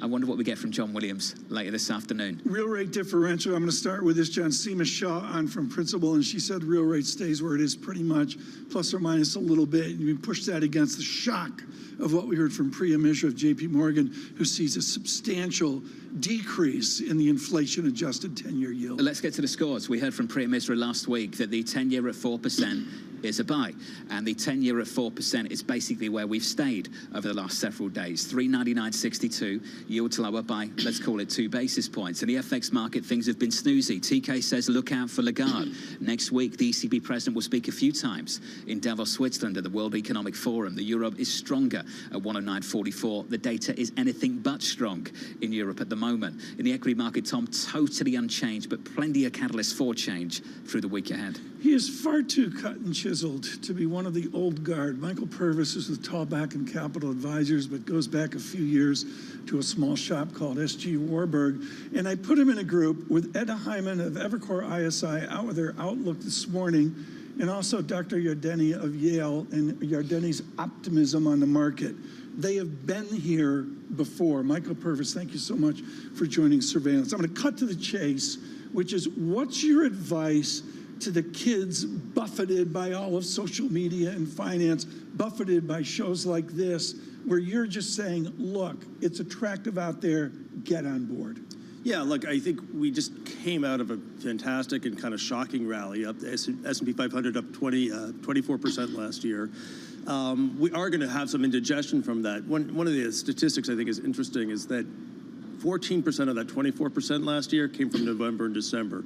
We have never had a contribution to overall return as high as that. That's 57% of the market return last year. So when you're looking at this sort of fidgety price action right now we're dealing with, which is not typical of early mid-January, expect, you know, that you have to put that in the context of like 9 unbroken green weeks in a row, right? With all that being said, I think we have what I call a dual Goldilocks condition. We had this dovish pivot from the Fed. Now, it's not a perfect pivot. We're going to get walked back, as you were just referencing a bit there. But we've stopped talking about rate hikes after the most violent hiking cycle, arguably ever. And we're now talking about, you know, how many cuts and when, right? That's a big, big difference.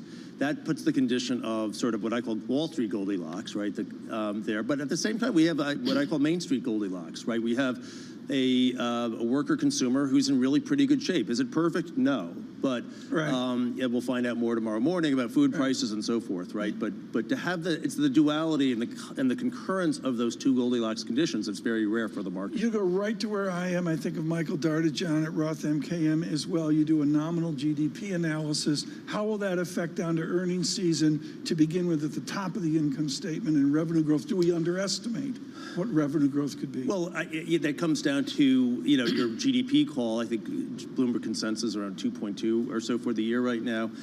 And then inflation. Right now, I think inflation is going to keep trending lower there, but I'm also in that last mile, is kind of a long, twisted, and opaque last mile there, for a whole bunch of reasons there.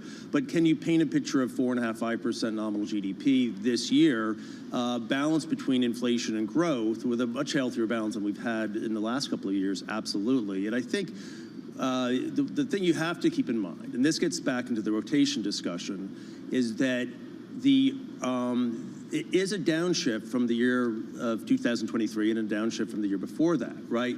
And so the cyclical and more economically sensitive companies are fighting a tide there. So yes, I'm very constructive on risk appetite, but as you look into that downshift, they're going to have to do very well at the margin level, and they're going to have to be able to sort of navigate this lower inflation sort of compressing their top line. Now let's build on that. We've talked so much about the concentration of the S&P 500 across the Mag 7, but as you've indicated, that's where the earnings growth has been. NVIDIA, Meta, it's been pretty phenomenal at a few of those companies. That's one of the things we have to step back and think about, is that, yeah, there was massive PE inflation in the big tech sector in the first half of the year, but those companies, those magnificent seven, grew into that earnings growth. In fact, if you look at the Mag 7 rally last year, half of that was PE expansion, half of that was earnings on the year. The PE expansion was really in the cyclical sector. The S&P equal weight, that rally was about 12%.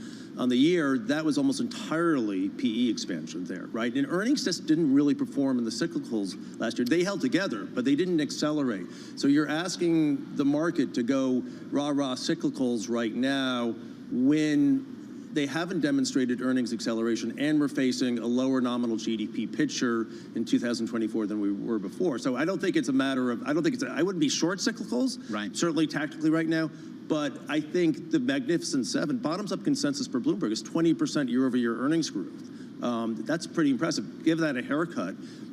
John, one other statistic. Think about the price earnings to growth ratios. For the Magnificent Seven, right now it's 1.4. For the S&P equal weight, it's 1.8. That's, you have both factors. So other people might say it's a high bar and we're set up for disappointment for the year ahead, but I think it begs the ultimate question, which is this one. Do I want the equal weight, or do I want the market cap weighted S&P 500? A lot of people are going to boil their investment decision in 2024 down to that one simple question, which is very difficult to answer. Do I really want to strip out the muscle of big tech and equal weight the whole thing? Look, I mean, their earnings growth, you follow the earnings growth. The earnings growth has been fantastic. Will it be not as good this year as last year? Sure, of course, right? But on a probability-adjusted basis, you're taking less economic risk. A lot of these companies have the ability to generate synthetic earnings growth through share buybacks in a way that cyclicals can't there. And so I think you just have to look at that. Look, if cyclicals were dirt cheap, that's a different story, but they're not dirt cheap right now. Massive Purvis jargon alert there, folks. It was like CFA level 4. What in God's name is synthetic earnings growth? Oh, just share buybacks, right? Using your cash, if Apple uses So that's cash. not going to end. Or they're going to bring out more debt now. If yields come down, they're going to issue more debt and buy more shares back. If you were the CFO of Apple, why wouldn't you be doing that, right? Cash machine. Yeah. Well, what's your response to your clients when you talk like this? You sound like an old fossil who would never buy Bitcoin. Well, yeah. You sound like me. I'm a pretty old fossil who has never bought Bitcoin. What do I your likely clients never say? will. Look, on Bitcoin? Yeah. No, not okay, on Bitcoin. Let's go there. Okay, no, on Bitcoin, no. I just say, if you want an alt currency, gold's been traded as an alt currency for 5,000 years, and that kind of does what it is. And gold right now, I think, is a little bit, it's a juicy chart, triple top and all that, but you're facing this slow walk back of rate cuts from 6 to what I think is going to be more like 2, the Fed's 3, and for their dots, and I think that's going to be, that gold breakout is a little bit waiting for Godot right now. You got to watch it. I'm guessing from your perspective, just the authorization of a spot Bitcoin ETF doesn't change much for you. No, it does not. I think it probably raises the discussion in some institutional investment committee meetings, I guess, but I don't think for long, because look, at the end of the day, it's proven to be a sort of a levered play on the NASDAQ during when it was supposed to be. But don't you get the feeling, just to jump in, that there is a little bit of a difference between what they say on those investment committees about what they should do for their clients and what they're doing personally? Because when I speak to a lot of people in the financial industry, they've been dabbling in Bitcoin for years now, for years and years. Are we going to close that gap between what people are doing for themselves and what they're going to start doing for clients? Well, I think some institutions will sort of get their arms around Bitcoin a second time. It certainly looks a little bit more legitimate here, but I think I always stumble, and I think a lot of institutional investors do too, with the use case.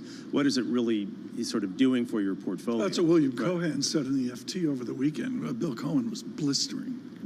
I get that complaint a lot, that they don't have any risk tolerance for something. They don't know why it's up one day and down the next. Yeah. Well, look, I mean, if you have to go to committee and say, this is going to be a diversifying asset, well, it wasn't a diversifying asset, right? I mean, you can only look at the price history during... So were REITs in 1978. Yeah, right. I believe it was 78. Yeah. Michael, this was great. It's good to see you. Michael Purvis there, of Toolback, and breaking things down for us. If you are just joining us, welcome to the program. The S&P 500 totally unchanged here. We're positive by 0.03%. Yields are lower by a couple of basis points, 3.99 on the 10-year. In the FX market, the dollar just a touch weaker against the euro, 109.47. It's really marginal stuff. We're positive here by 0.15%. Coming up at 8:30 Eastern time. We're light on data until we get CPI tomorrow morning, but we will catch up with Kathy Bosjancic of a Nationwide, looking ahead to the face big this afternoon when we hear from Federal Reserve official John Williams of the New York Federal Reserve, Tom, and then the CPI data tomorrow and some PPI to close out the week. And Kathy's going to tell us about the American consumer. I think it's something we've avoided in the show today, and it's still 70% of the economy. And Michael Purvis mentioned it as well. There's a mystery out there about what are we going to do with auto sales? Are auto sales going to be 13 million, 15 million, or worse? What's used car inflation going to be? Is a big part. But grocery stores versus restaurants, that kind of dynamic. That's where she's excellent. Food's the one for the mood of the consumer, Tom, over the last 3 years. Yeah. The cumulative inflation you've seen in food. Oh, yeah. And the fact of the matter is the grocery bills just aren't going to return to pre-2020 prices. Are you doing? We're places anytime splitting soon. food. I mean, we're ordering, takeout, and we're like, we don't need 3 of this. We need 1 of those, and we'll split it. That's how we're. Oh, that's what you're doing. You're rationing. As a key. We're Okay. starving afterthought. I don't believe that. From New York City. Good morning.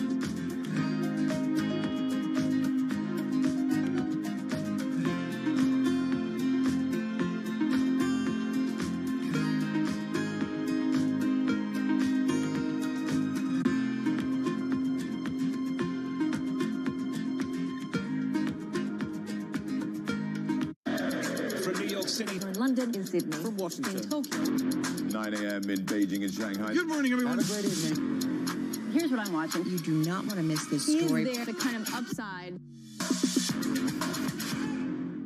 This is Daybreak Europe. I'm Kriti Gupta. Let's get to the stories that set your agenda. Taking you from the U.S. market's close A lot of this was priced into the U.S. session. to the overnight session in Asia. We'll walk you through what you need to know to kickstart the European trading day. Live from our European headquarters, we bring you the day's top market-moving stories, unmatched expert analysis, and on-the-ground reporting from across the continent. Tune in every weekday at 6 a.m. London time, only on Bloomberg Television.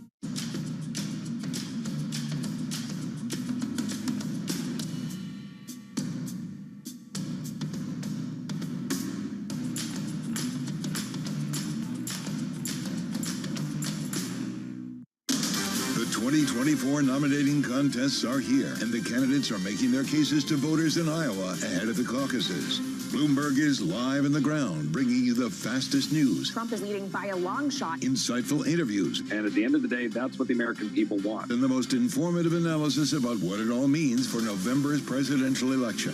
What is your path to the nomination? It all starts Monday in Iowa, only on Bloomberg.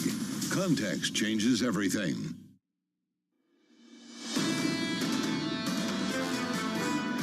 We're going to go back and we're going to look at what we could have done better, to include, within my own organization on the public affairs side, and making sure that we are acknowledging and asking those hard questions about ensuring that the public has a timely, not only the public, Congress, and the news media have a timely and accurate understanding of the Secretary's status.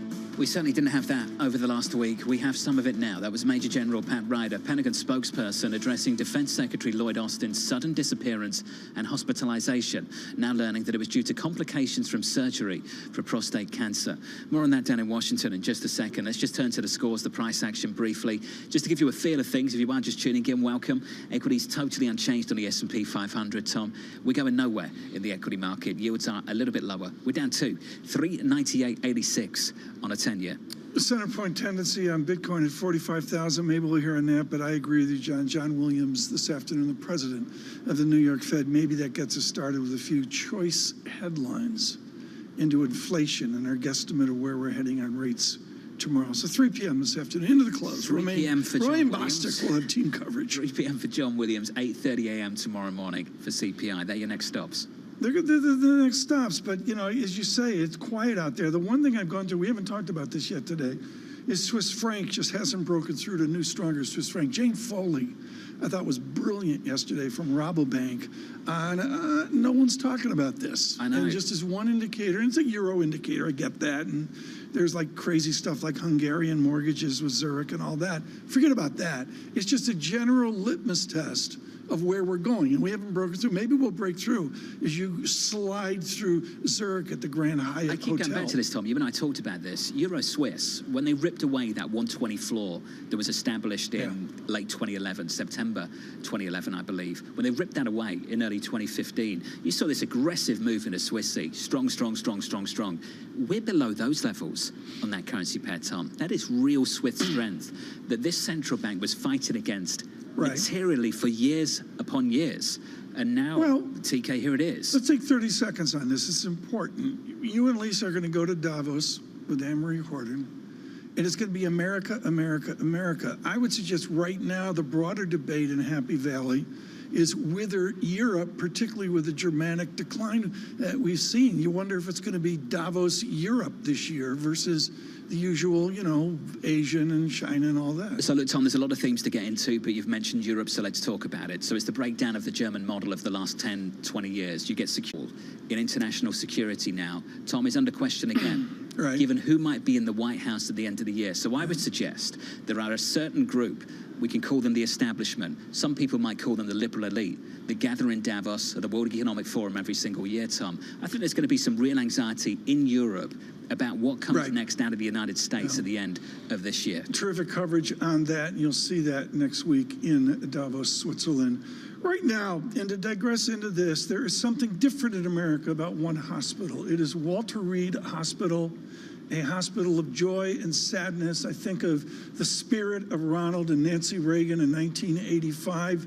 He had cancer at the time and had to manage the message forward. The message this week has been a jumble. To give us perspective on old Walter Reed, the Bethesda Walter Reed of now is Michael Shepard of Bloomberg News in Washington. What are people talking about? All the news and the cacophony that John Farrow and I hear, Michael Shepard, what is a distinctive point or study this Wednesday morning? Well, what people are still talking about is what happened to Lloyd Austin and why did it take so long for the Defense Department and the Defense Secretary to be more forthcoming about what had befallen him. We only learned yesterday that he had been diagnosed with prostate cancer and had undergone surgery for it 2 days before Christmas. President Joe Biden only learned of that diagnosis yesterday. All of this began emerging on Friday, late in the afternoon, when we typically see agencies putting out bad news. And the news from the Pentagon at the moment raised more questions than it answered about how long he had been in the hospital, what was the exact nature of his condition. Is it unprecedented? You know, I think that for the Defense Department, this is highly unusual. Lloyd Austin is a private person. He is known for keeping his public image and himself very guarded. At the same time, in his role as the top civilian leading the world's biggest military, he has a different duty of care to the public and, of course, to the chain of command in terms of being forthcoming about this. And that is something that has troubled White House officials and members of Congress. We have seen Republicans on Capitol Hill calling for Austin to resign over this. We haven't seen Democrats go so far. We don't think that Joe Biden would accept his resignation. But we have... Mike, I don't want to interrupt, but John Farrow, this is driving me nuts because Shepard's given us the Washington line.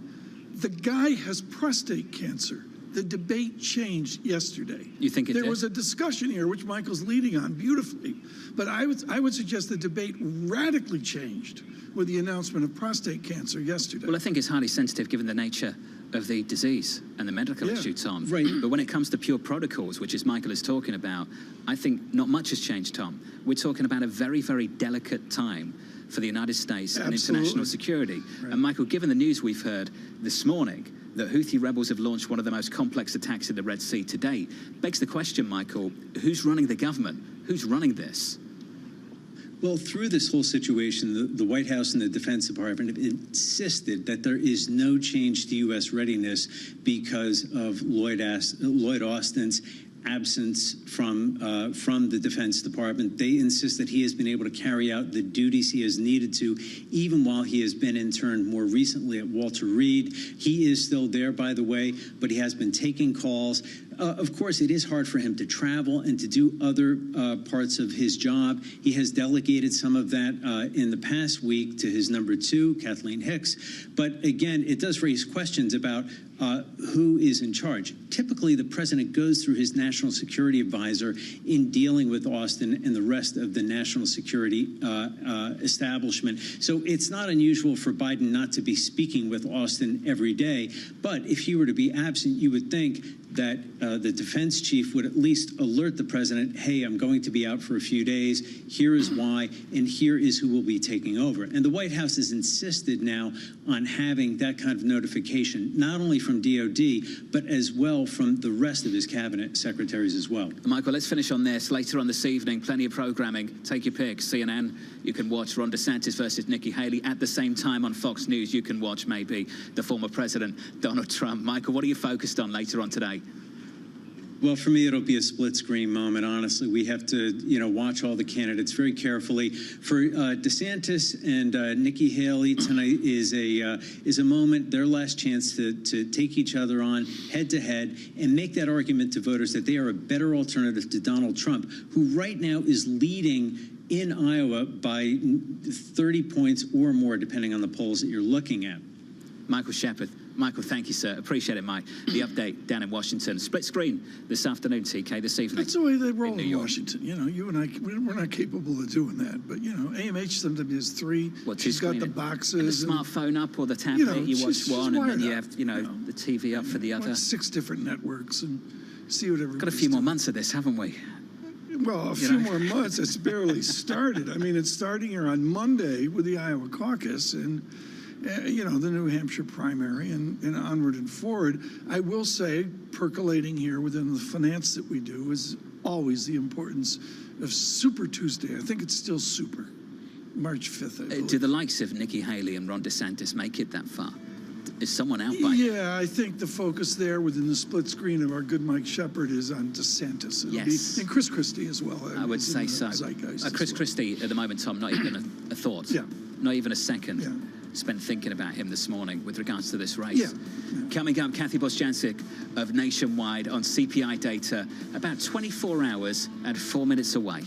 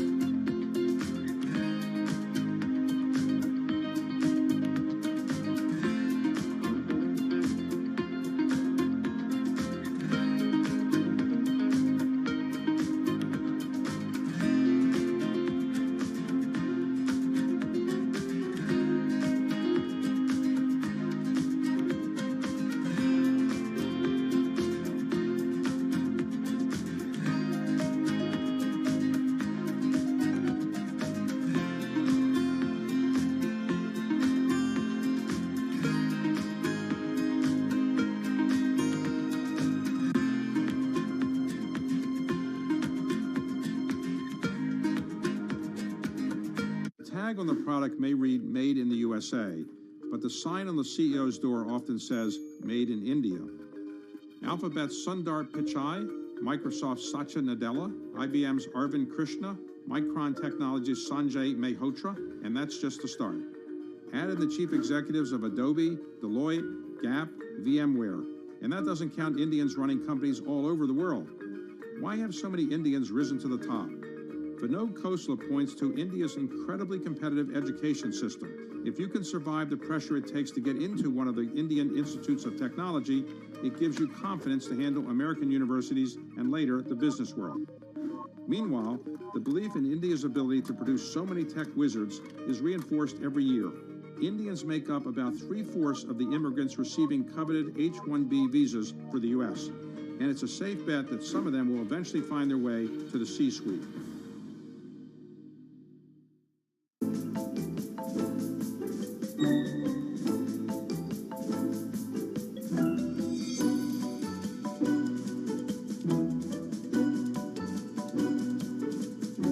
What does it take to be a great surgeon? This may sound trite. Perseverance. 60 minutes and about 22 seconds away from the opening bell. Here are the scores on the S&P 500 and beyond. On the Nasdaq, on the Russell, we look like this. On the S&P, positive by 0.04%. We'll go right the way through all the boards, Tom. On the Nasdaq, up by 0.07% on the Nasdaq 100. Let's turn to the bond market. Let's get to the 2-year, the 10-year, the 30-year, the 10-year, down 2 or 3 basis points. 398.48, 398.67. Not even 4% this morning, but just in and around that level, Tom, over the last few sessions. On a 2-year, 433.29. I think the biggest move that you've had on a 2-year in the last 3 or 4 sessions is the one you've got on the screen right now. Yesterday on the 2-year, we were down about a basis point. On Monday, not even. And on Friday, unchanged. Even after payrolls and the ISM we got, we just went absolutely nowhere. Yeah, I would really watch the yield space, and I also watch what the Magnificent Seven are. Before yesterday, there was a 75% recovery sort of on a blended basis from the gloom of what, January 2, 3, 4, I don't know how long it lasted. And then we furthered that yesterday with a VIX 12.88, and, you know, it's sort of a point of no return. We're focused on JP Morgan and Bank of America because they're within 3 zip codes, and it's what we do with the Bloomberg terminal. But I'm sorry, January 24th, which I believe is a Wednesday, there's a small company, Satya Nadella runs it. They got a nodding acquaintance with a cloud. Maybe Microsoft is more important this time around than JP Morgan. Hasn't he been like the CEO of the last 10 years? Nadella is so impressive, Tom. And the what PR thing with the uproar, remember OpenAI where you and I had no clue what was going on? And he really handled that pretty well. Transforming this company from what it was. Oh, yeah. From Gates to Obama to him is just amazing. I'm reading his bio right now. I suggested, folks, there's no other way to put it. Do you want to bring him a key, or do you want I was going to just round things out. I promised you foreign exchange. Okay, please. Let's get to that. It up. Let's get the euro looks like this against Euro's the dollar. unched. 109.45, basically unched. Almost unchanged, positive 0.13%. Not much data this morning. That picks up tomorrow morning with CPI 24 hours away. And then you've got PPI after that. You've got a ton of Fed speak. Just starts to pick up. Just starts to pick up a little bit. John Williams, the current New York Fed president, later on this afternoon, around 3 p.m. Tomorrow, 11:30, Michael McKee, Loretta Mester of the Cleveland Fed. Mike McKee joins us now. I think he's got the Bitcoin thing up. I think he's speaking into the mic, TK. No, but he's putting. I'm looking at his screen over here. McKee's putting in his first order of the Bitcoin ETF. Is what he's doing. It's a chart on Fed uncertainty, but it does look a little bit like perhaps the Bitcoin exchange at about 4:15 p.m. yesterday. Run us through the Mester interview you're looking for tomorrow. Well, essentially, you want to see how much confidence one of the bigger hawks has that we are out of the woods on inflation, because we saw Mickey Bowman yesterday say that essentially she thinks we are at peak, and she's the one who's been urging the Fed to continue raising rates. So if that's the case, then we will see if Loretta agrees, and that might give a little more certainty to it. One of the questions that's arisen is what they should do about the balance sheet. It's not the Open Market Committee's actual decision. It's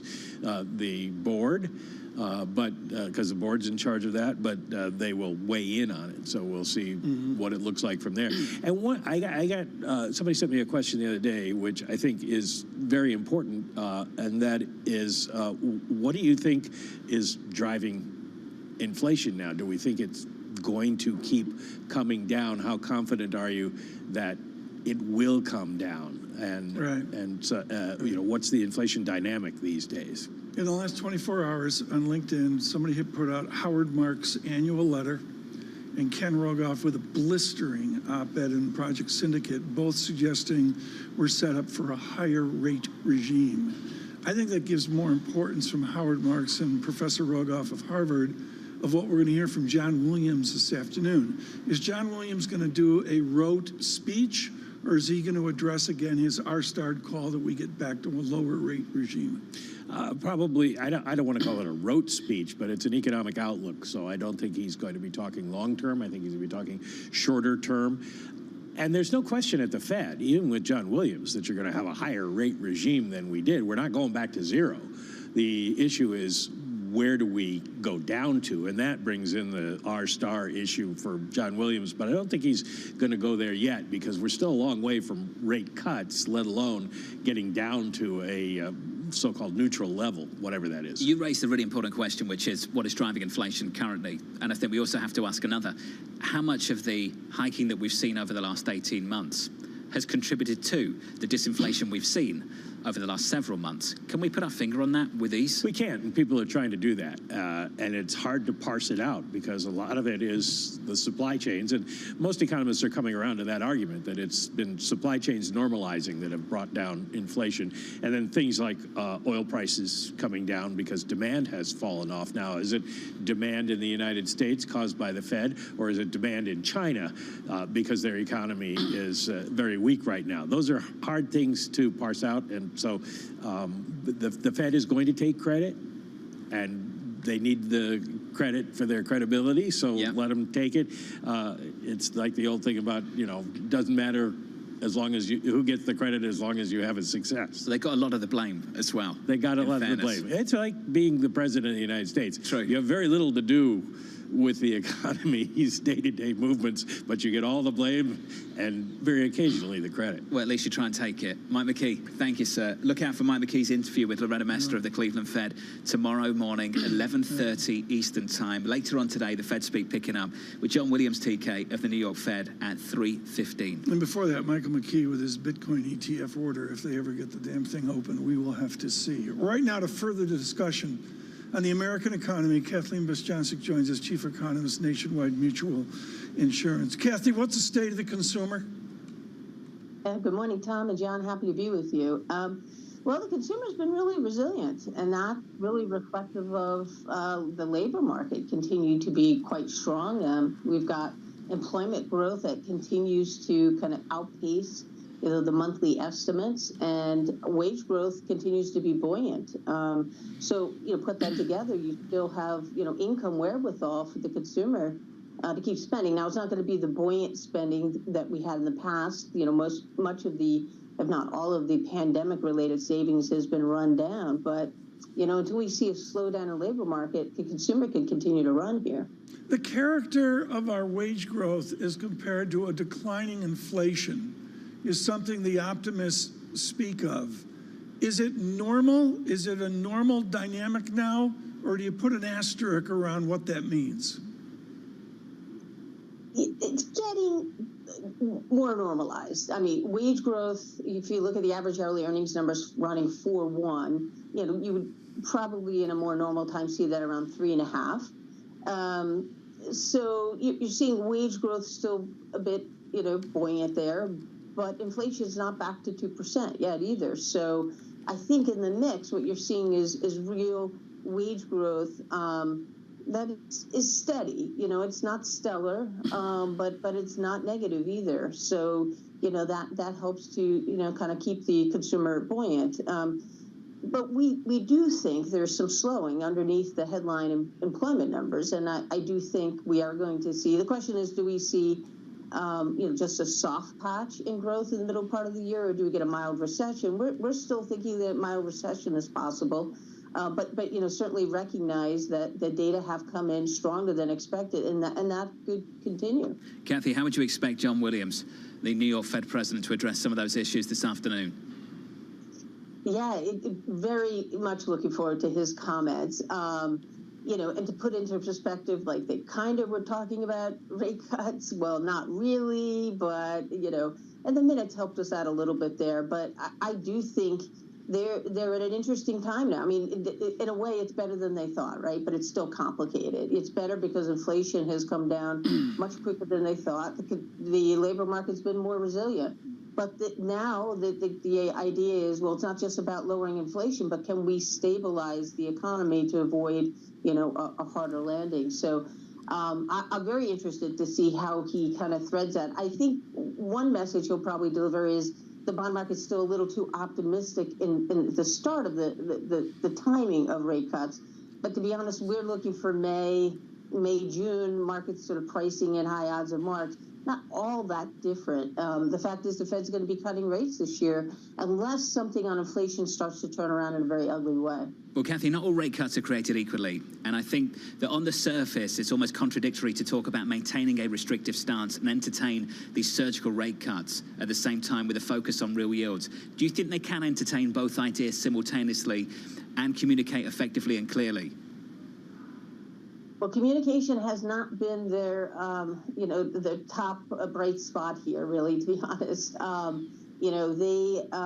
They need to communicate clearly, but I do also think your point is well taken. Are you just removing some of that restrictiveness, but still want to hang on to it because you're not quite 100% confident inflation is getting back to 2%? Or do you say, you know what, inflation, we do have a high degree of confidence. Getting to the point with, Mike's interview with Loretta Mester, how confident they are we're going back to 2%, and how does that real rate, play into the mix of things? Because right now the real rate is higher, right, de facto. Hey, Kathy, Columbus, Ohio, Nationwide is on your side and all that. The unemployment rate is 2.80%. Help me with Senator Warren from the Commonwealth of Massachusetts. Shouldn't we be up on the tables popping champagne and celebrating an unemployment rate of 2.80%? Yes, I mean, we should be celebrating that this economy is quite good. And inflation is coming down. Maybe that is why consumers overall, and maybe there's not as much exuberance out there, but inflation's coming down. Eventually the Fed's going to be cutting interest rates at some point this year. That's a very positive mix. And to your point, unemployment rate, certain parts of the country like Columbus, very, very low and very positive. So I think we need to applaud a lot of that, and that sort of gets overshadowed by all of our concerns. Kathy, just quickly, where do you have unemployment year end? Yeah, so we see the unemployment rate drifting a bit higher, but because we have a mild recession, it doesn't even get above 5%. So you're looking at something around 4.7% or so at the high. So lets some of the air out of the economy, but certainly does not crush the labor market. Interesting. Kathy, thank you. Appreciate the insight. Kathy Bonjansit there of Nationwide.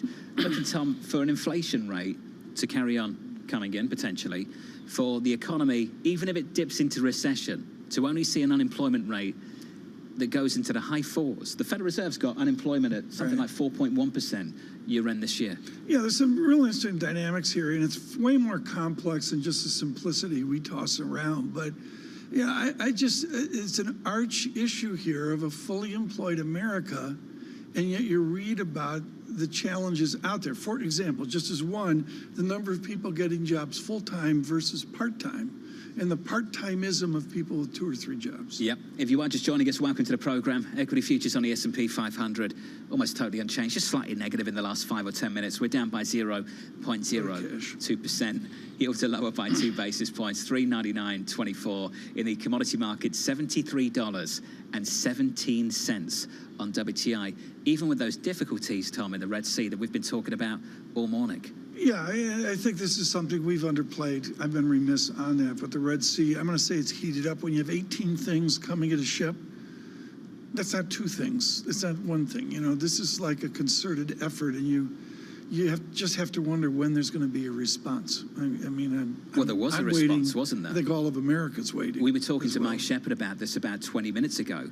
We're talking about U.S. forces and allies shooting down 18 drones and a barrage of missiles. This is real stuff. It's why AP Moller-Maersk, the container shipping giant, has basically paused operations through the Red Sea for the foreseeable future. Yeah, and you just got to wonder into the weekend here, and we're all distracted with Iowa and the rest. You know what? There's not one, there's two major wars going on that we need to focus on. Huge challenges in Ukraine. I know a focus for you at Davos. Big time. There's a lot to discuss. Coming up next on the program, the brilliant David Rubenstein of the Carlyle Group. That conversation up next.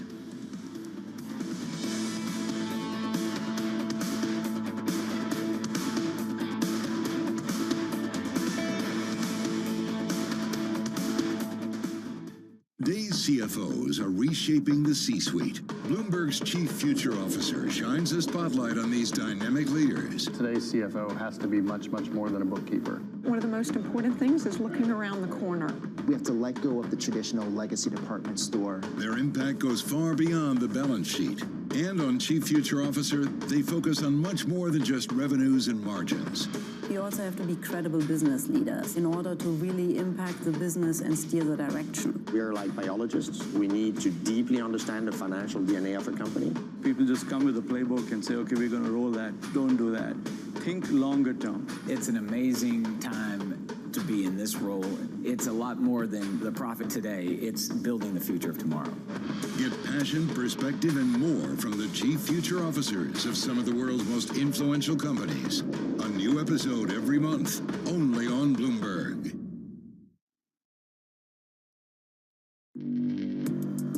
Access the financial world on demand.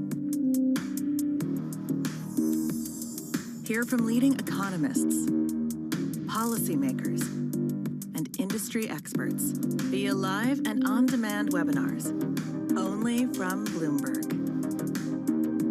Start exploring to see what's moving the markets. Visit Bloomberg.com/webinars.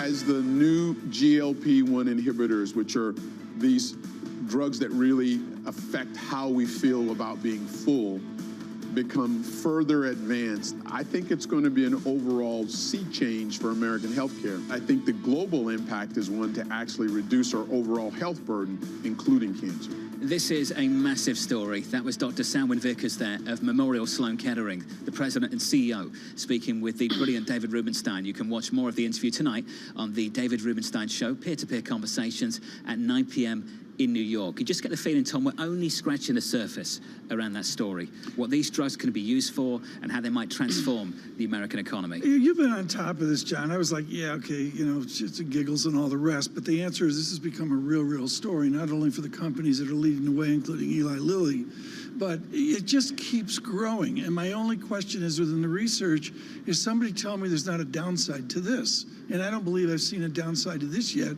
which really gets my attention. We've talked a lot about side effects, Tom, but I think there's still research being conducted about what they can be used for. If it's just this, if it's diabetes, if it's weight loss, but also, Tom, if it's addiction, if you can deal with addiction as well more broadly, away from obesity and the amount of food that you're consuming, you wonder what it means for alcoholism, you wonder what it means for gambling. There's a whole range of issues here that I just wonder, Tom, whether we are truly only scratching the surface about how effective and how broad-based the use of these drugs might be. And my read of this is, within the family and, everybody tangential to me, is it's portion control. And the answer is, what does it do if you have a drug like this to the discipline of Americans way overeating on size and scope? I mean, I see that in my travels to each and every country. I mean, there's something unique about how the Americans chow down the food. Are we going to chow down ever more now that we got a wonder drug? I don't know. We're going to eat different things. Full disclosure, I'm Is not the food on on the this. shelf's John gonna Farrell, change? you've considered it, haven't you? Yeah, because okay, let's leave that. Let's there. move on. Okay, let's get to the scores on the S&P 500. We'll whip through the price action, then I'll get you some top stories. We're unchanged this morning on the S&P. We're going almost absolutely nowhere. We're negative 0.04% on the S&P 500. Yields are lower by, let's call it 2 basis points on a 10-year, 399.05 on a 10-year this morning. There's a lot happening in the next 24 hours or so. CPI is coming tomorrow morning, 8:30 Eastern time, and then it's on to PPI on Friday. Tons of bank earnings as well. JP Morgan, Bank of America, and Citigroup, just to really get bank earnings season underway. My focus, I think yours too, Tom, is on Apple. Apple's going to be reporting on February 2nd. Apple was the company coming into the new year because of the downgrades we saw from Barclays and Piper Sandler. We're going to go further than that, folks. You're going to see our team coverage of Apple, and we're so advantaged by having Mark Gurman with us in all that he does with his newsletter, Power On. But, John, it's more than Apple. This is the one time where the Magnificent Seven, and I know they're all different stories, but we really need to hear the nuances of Amazon, the nuances of Microsoft, and the others. And, you know, Tesla's its own little story with Elon and all that. But this is the one time you don't want to just sit on Apple for your analysis. Do you want some news on the administration? This from Axios. President Biden's top Middle East advisor, Brett McGurk, met in Doha on Tuesday with the Qatari Prime Minister and discussed regional tensions and efforts to secure the release of hostages held in Gaza. This according to a US source, Tom, and two other sources familiar with the trip. It's interesting off the back of that reporting, we also learned in the last 24 hours, great reporting from the likes of Abed Nardelli and the team, that a secret meeting took place last month between Ukraine, its group of 7 allies, and a small group of global south countries to try to rally support for Kyiv's conditions for holding peace talks with Russia, according to people familiar with the matter. So you've got these two wars happening on the surface that we're all seeing from the outside looking in, looking at what's happening in Ukraine from the United States, Tom, looking at what's happening in Gaza between Hamas and Israel, and then these secret talks just happening on the sidelines that we're learning more and more about from various publications. In the old days, we called this diplomacy. What's different now is a diplomacy including the visibility of a headline, a scoop, if you will, on what the Biden administration's doing is it's all moving at light speed now. How do you prosecute diplomacy in 2024 versus 1944 or 1964 in Vietnam? It's a completely different story. Well, especially, Tom, as you've pointed out a million times, given the immediacy of the imagery that's being delivered into people's homes. We're witnessing these wars in real time. I would like to know, really graphic, terrible, horrific ways. My focus, I guess, and you know, I'm from the outside looking in, is our diplomacy with the Israeli government. And you know, I look back, folks, at the coverage we've done and our conversation with the former governor of the Bank of Israel, Jacob Frenkel. It wasn't chilling, that overstates it, but he was quite forceful on how domestic Israeli politics is shattered. You know, it was tangible. That's the latest reporting from Axios. Let's go through some of the top stories elsewhere. Under surveillance this morning, Houthi rebels launching one of their most complex attacks in the Red Sea to date. U.S. forces and allies shooting down 18 drones and a barrage of missiles aimed for merchant shipping lanes. U.S. Central Command confirming no injuries or damage was done. Many shipping companies have already rerouted vessels away from the Red Sea, sending ships on a longer route around southern Africa. Tom, just speaking again to the tension in that particular part of the world. Shanghai to New York, we mentioned this last week. I think it's 2,300 miles you add on with Cape of Good Hope. And my reading is it's overwrought. It's not a Patrick O'Brien novel from the Napoleonic Wars. It's overwrought, the danger around the Cape of Good Hope. But it's a darn longer trip than going through the Suez Canal. Much longer and more expensive potentially as well. The latest on Boeing, this is what we've heard from the CEO, Dave Calhoun, speaking to the public yesterday as concerns grow over the safety of the 737 MAX 9 jet. All I could think about, I didn't know what happened to whoever was supposed to be in the seat next to that hole in the airplane. I got kids, I got grandkids, and so do you. This stuff matters. US regulators grounding the planes and ordering inspections after a door plug ejected from an Alaska Airlines flight on Friday. Alaska and United have both found additional loose bolts during their own inspections. There's no clear timetable for the jets to be put back in service. We caught up with Jeffries earlier this morning, who indicated that maybe we're back in the air by next week. Fact of the matter is, can't move away from this, Tom. Dave Calhoun alluded to it. Thank goodness there was no one in their seat. Well, there's right next to that hole in that plane.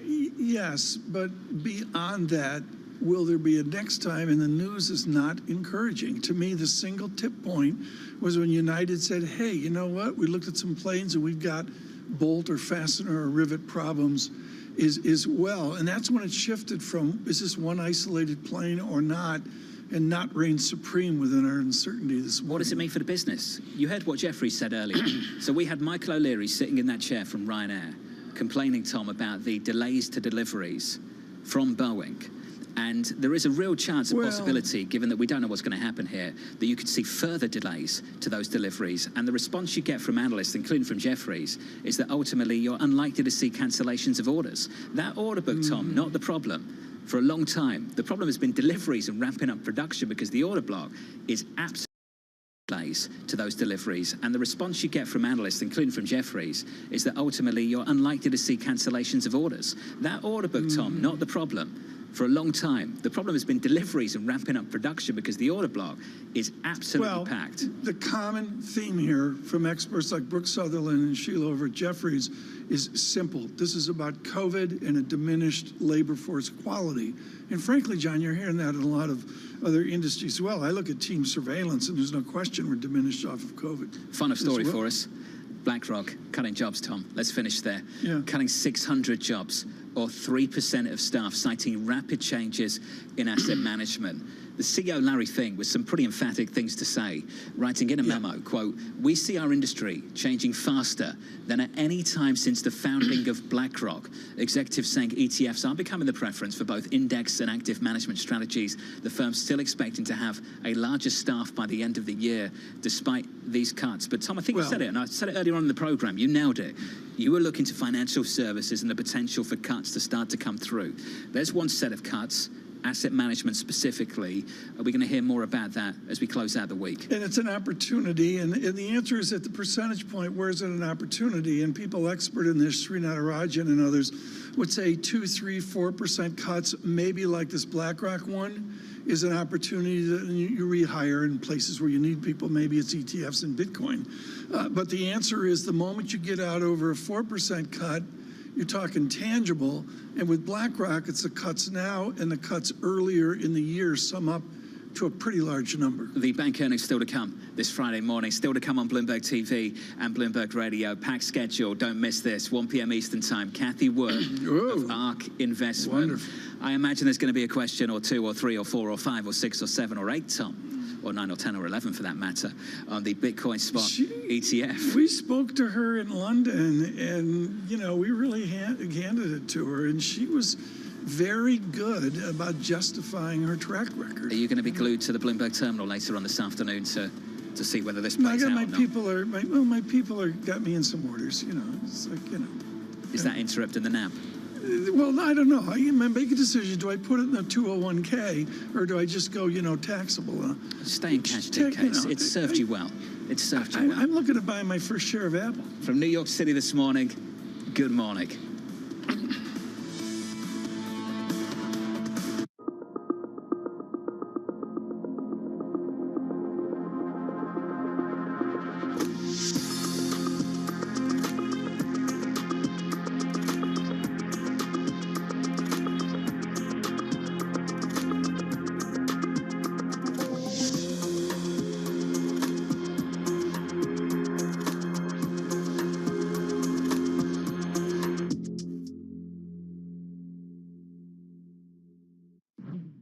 Julie Swinehart is supremely skilled at navigating the rapids of real estate. That's important because real estate development is the next frontier in the business of sports. Fenway Sports Group has a blockbuster project in the works. We have 5 acres to play with here. And when all is said and done, we expect 2 million square feet across residential, commercial, retail. Given the track record of Messrs. Henry, Werner, and Gordon, the Fenway Corners plan comes with high hopes of success. That doesn't mean it will be an easy lift, especially right now. What have you learned with the dynamic move of the interest rates? Do you go fixed structure or floating structure, much more like what they do in Europe? Yes and yes. We have a mix currently. It's a little bit of a different model than what I was used to in the public company space. Say in some ways we provide ourselves with a natural hedge, leaving some of our debt floating and some fixed. Julie Swinehart took me on a walking tour into the future. This is going to become the true entrance to Fenway Park, and that's part of the attractiveness of this project is the age-old recipe of increasing dwell times, bringing fans to the park, bringing in businesses, maintaining what's here and preserving some of the historic nature of what you see around you, but making it even more accessible, making it more fan-friendly.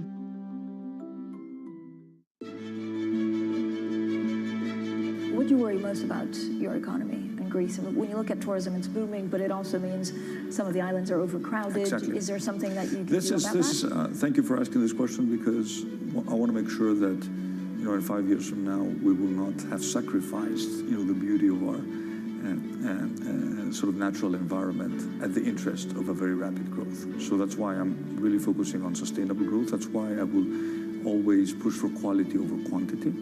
Very strict in terms of standards. We are actually looking at our local and regional sort of planning legislation across the country to make sure that we know exactly what we can build and where we can build it. There are parts of Greece which have reached saturation point, and if we have to place restrictions, we will, in order to protect, especially islands, which are more sensitive.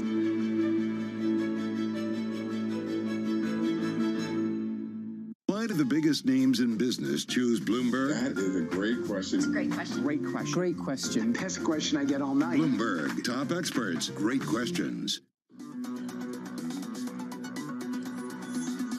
From New York City, for our viewers worldwide, I'm Manus Rennie in for Jonathan Farrow. Equity markets are cautious. We're 24 and a half hours away from the CPI print. Who should be more nervous? Bonds or stocks? Countdown to the open begins right now. Everything you need to get set for the start of U.S. trading. This is Bloomberg, The Open, with Jonathan Farrow.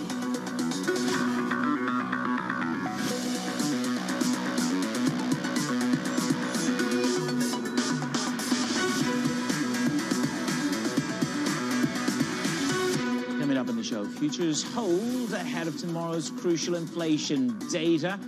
Houthi rebels carrying out one of the largest attacks to date in the Red Sea. And you got it, Bitcoin is in focus after a fake post on the SEC's Twitter account. Can you believe it? We begin with the only issue, counting down to the US CPI.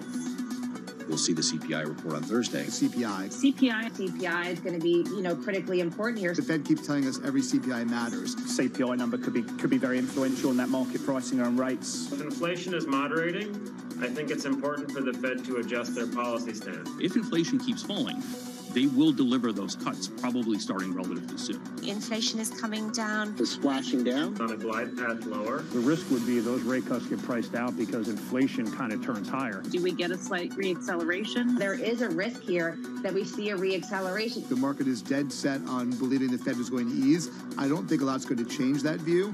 We're in this immaculate disinflation, but it's not going to be a straight line down. We are not out of the woods when it comes to battling inflation. We need to watch inflation. Joining us now to discuss the risk on the board over the next 24 and a half hours, it is Schwab's Colin Martin and Krishna Memani of Lafayette College. Good to have you both with us. 24 and a half hours away, we'll know what the trajectory is or was for inflation. But the markets are resetting. We're being told to lighten up on global risk. I had Luke Hickmore with me, as he's saying, be careful. The temptation is to neutralize everything. So let's take it to you, first of all, Krishna. The risk is to the downside for you at the moment. Yes, so I think the focus on inflation, at least the CPI to some extent, is, I think, misplaced. I mean, it's an important number, but the number that matters for the Fed is core PCE. And the trend in that is pretty well established, and it probably goes lower. So I think in most, at least in my conjecture, the print tomorrow is probably going to be irrelevant. The bigger question, however, is how is the market positioned? So if there is any bit of softness, I think the market is positioned totally against that particular outcome. And therefore, the risk, the pain trade for the market, I think, is really 10 years at 3% in the first half of the year. That really would be a really bad outcome for a lot of steepeners that people have positioned for. And in that environment, equities probably don't do well either. So that's really the pain trade for the market, I think. Okay, well, you know, to get to 3%, a heck of a lot has got to go wrong, or else there's got to be a heck of a lot to go wrong and a lot of rate cuts. Let's take it across to you, Colin. Let's square away. Do you see a risk of 3% on bonds in the first half of the year? We don't see that risk, Manus. We think 10-year Treasury yields at 4% are right where they should be.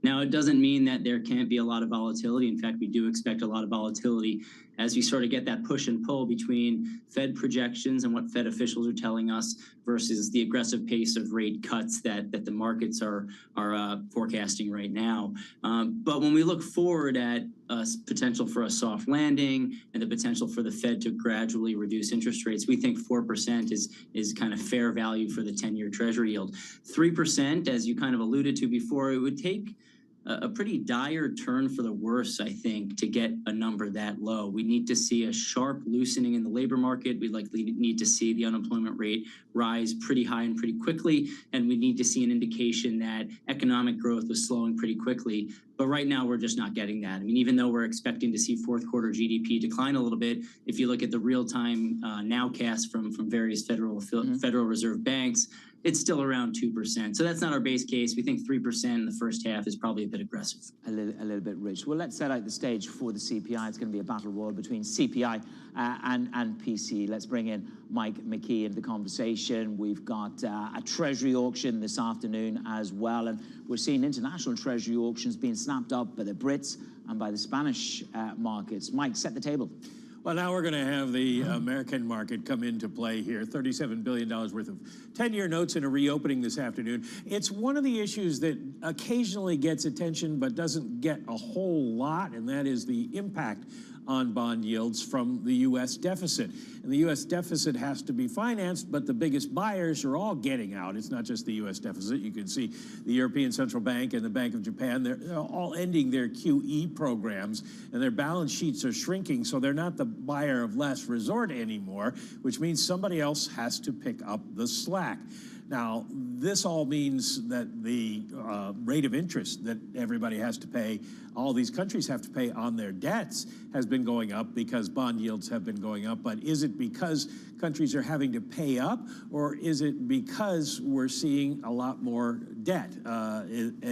It's hard to separate those two things out. You look at what's going on with the 10-year note, and you can see what happened earlier this year. Note yields rose a lot, and then you can see when they start to go down right at the beginning of November, a lot of credit is being given to Janet Yellen's announcement, the Treasury's announcement that they were going to shorten the maturities in their auctions, sell a lot more bills, 2 years, and get away from the long end, and yields came way down. They've started to go back up again.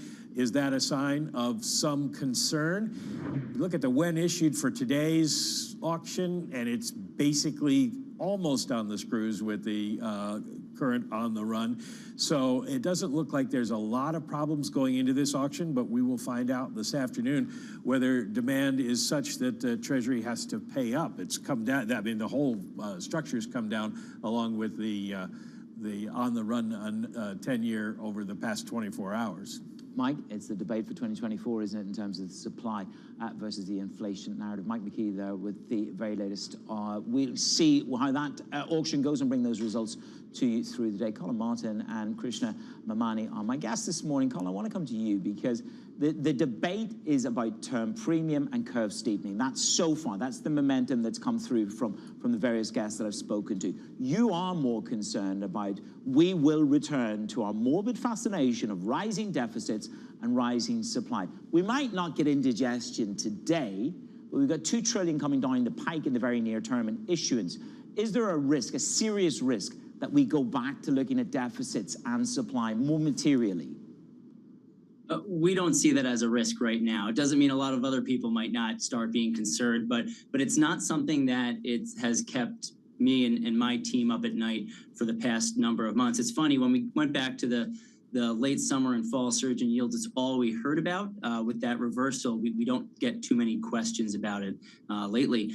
When we look at the relationship between deficits, the amount of debt outstanding, supply concerns, we just haven't found a relationship between a change or level in Treasury yields. Now, it doesn't mean that historical relationship can't break down at some point down the road, but for up until now, we just haven't found that relationship, so we're not too concerned. And one other point, there's a lot of talk about Yellen and how she manages, the government's finances.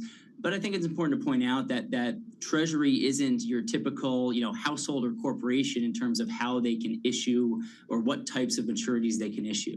For example, when rates were very, very low, there's a lot of talk about how she should have extended duration. Well, when you have trillions in debt, what's the appetite for that sort of maturity? So there's only so much the Treasury can do, and I think they're kind of tweaking it at the margins. And if we look at auctions like we're seeing today, there can be some movement here and there, but we're not expecting a surge in yields anytime soon because of those deficit and supply concerns. Okay, just very briefly before I leave you, Colin, would you pick, you said 4% is fair value. Would you pick up duration, or would you go to the shorter end of the curve and just clip up T-bills?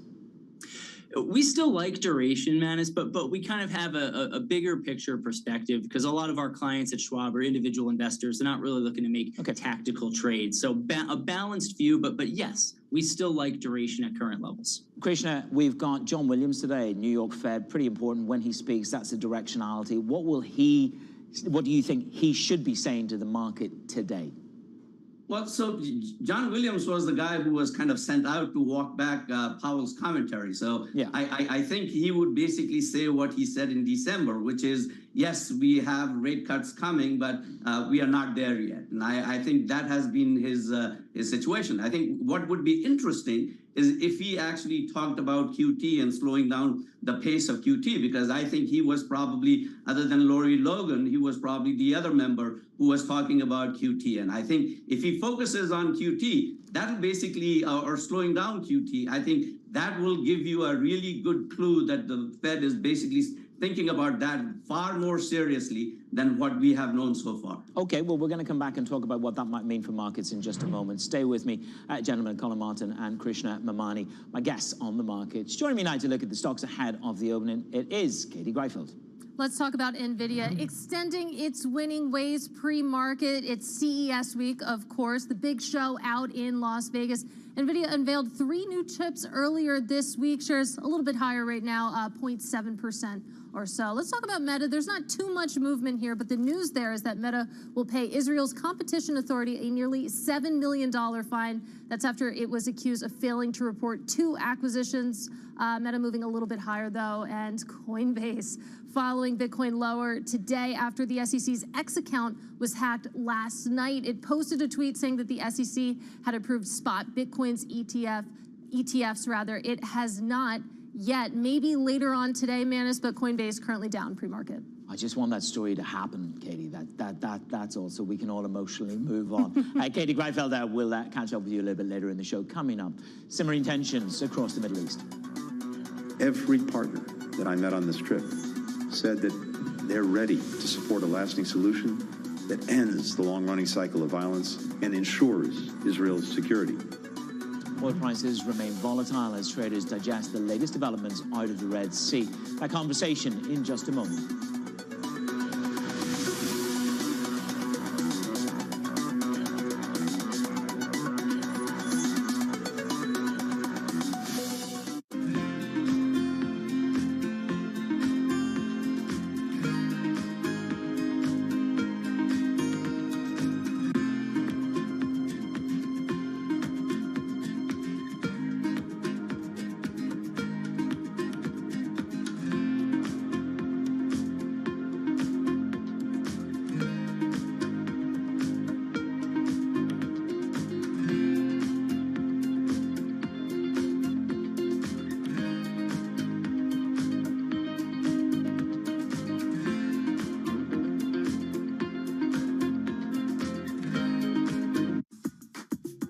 Did art conservation help you in any way to be a better investor? And should a lot of good investors learn how to be an art conservator as well, or not? I think in conservation and art history and liberal arts, I think differently than a lot of people that have just done finance.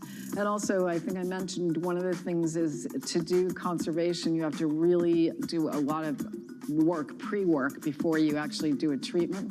And so a lot of that pre-work is very similar to what I do in due diligence for investments. Lots of testing, lots of thinking about what could go wrong, lots of research. When I was an art historian, that was in the old days before the internet, but you'd sit in the stacks and you'd pull one thing in a bibliography on this and you'd sort of like a mosaic theory, put all these things together. I feel like I do that in my due diligence.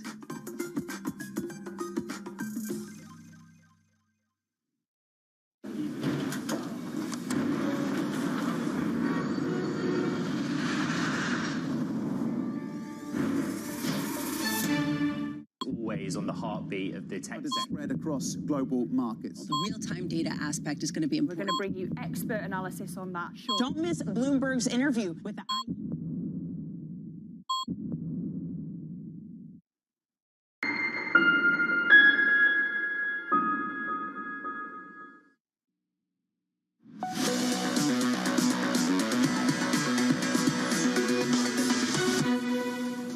Every partner that I met on this trip said that they're ready to support a lasting solution that ends the long-running cycle of violence and ensures Israel's security. But they underscored that this can only come through a regional approach that includes a pathway to a Palestinian state.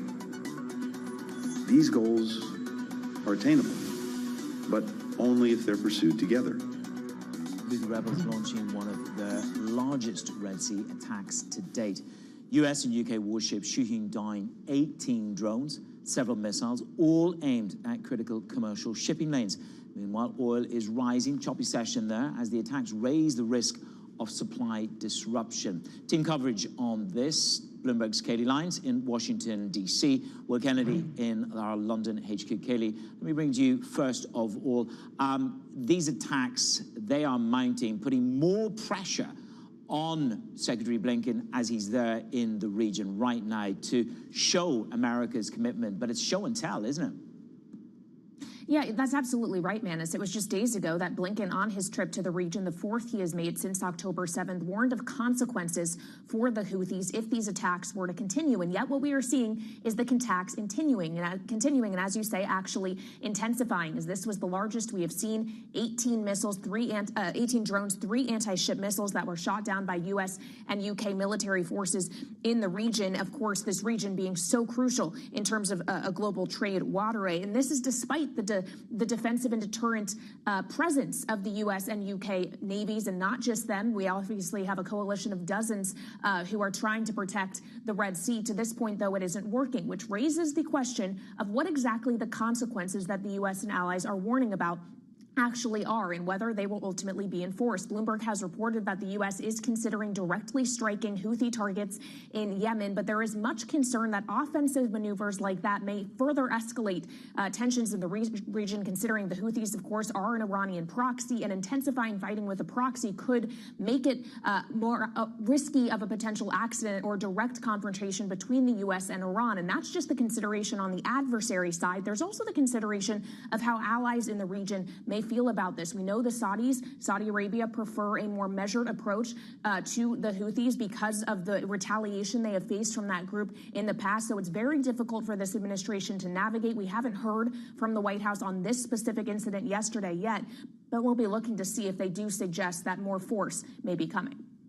Okay, well, that's the geopolitical side. Will Kennedy, as ever, translates geopolitics and will explain to me why there is no geopolitical premium in this price. We have touched on this several times, Will, before Christmas, after Christmas, and I know we've done several interviews, which is there's supply coming from everywhere. That was Mike Muller's line, wasn't it, in terms of the push and the pull in these markets. So with the latest developments from the Houthis, will there be a sort of a flash of light come into the oil traders' eyes? I think the oil market is aware of the risks here, and there are times when it has move the price higher, but there are several points to make. One, the Houthis have not targeted oil tankers. It's been increasingly clear that almost exclusively they've targeted the container shipping industry, and by and large, oil has managed to move unmolested through the Red Sea and the Suez Canal. Two, I think that there is a lot of spare capacity out there. You made the point that Mike Muller made that there's a lot of oil coming, but he said that, you know, OPEC will try and keep strong demand balanced with robust supply. But the fact that OPEC is managing the market, that it has built up a fairly large margin of spare capacity, means that there is a cushion against something more drastic happening. There is oil that's not being pumped by Saudi Arabia and the UAE that could come back into the market in extreme regard as that's reduced. And the final point I would make is, yes, the Houthis launched an unprecedented barrage, but they shot down all 18 missiles. So the Western response today was working. And I think you put those factors together, and that's why you're only getting the very modest uptick that you're showing on the screen there. Good to see you're a bit more phlegmatic about the situation than I am. But you're right. You are right. It is a demonstration, isn't it, Kayleigh, that this coalition of the willing in the Red Sea, it is working. Kayleigh Lyons in Washington, she's got a busy time with caucuses. Will Kennedy just has a busy time with the commodity and oil markets. Colin Martin and Krishna Memani is with me. So, in part, no war premium in the oil market, and certainly no sign of global geopolitical angst in the bond market. Is that a misnomer? I mean, this year we've got, I looked at a map yesterday, there's hotspots all across the Taiwan Straits, there's hotspots to the east, there are hotspots in the Red Sea, and yet this bond market is only focused on inflation. So, Krishna, we just don't pay attention to war until it really is at a critical level. Is that correct for the bond market? Yes, and I think to some extent it's justified by what has happened in the past. We have had these situations for a long time, and I think in this go around with the war in the Middle East, things are a little bit more volatile for sure.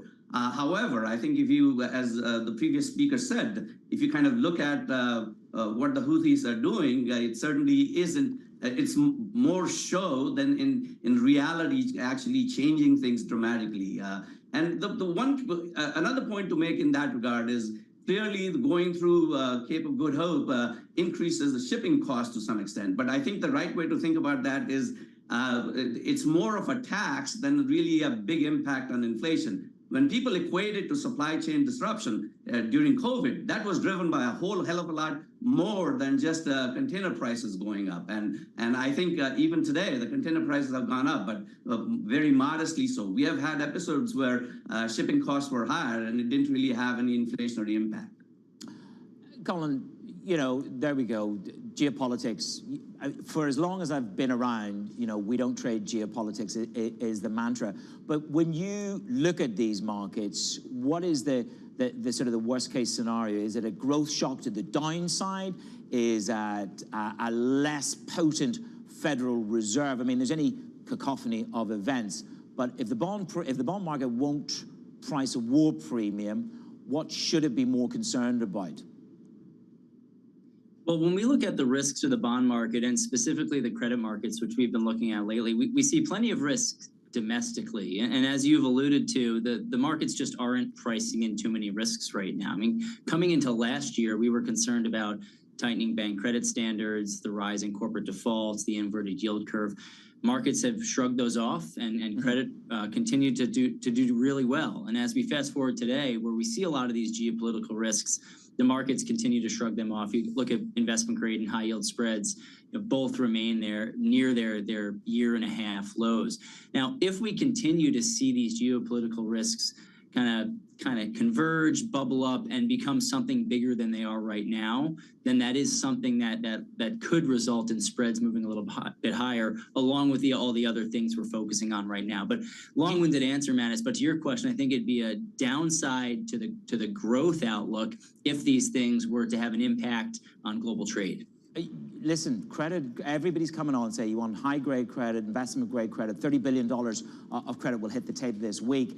So let me put that to you, Krishna. Would you prefer credit relative to sovereign on the book. I know you're calling 3% on US Treasuries, but I just wonder what 3% Treasury yields would mean for credit. Bit of a pop?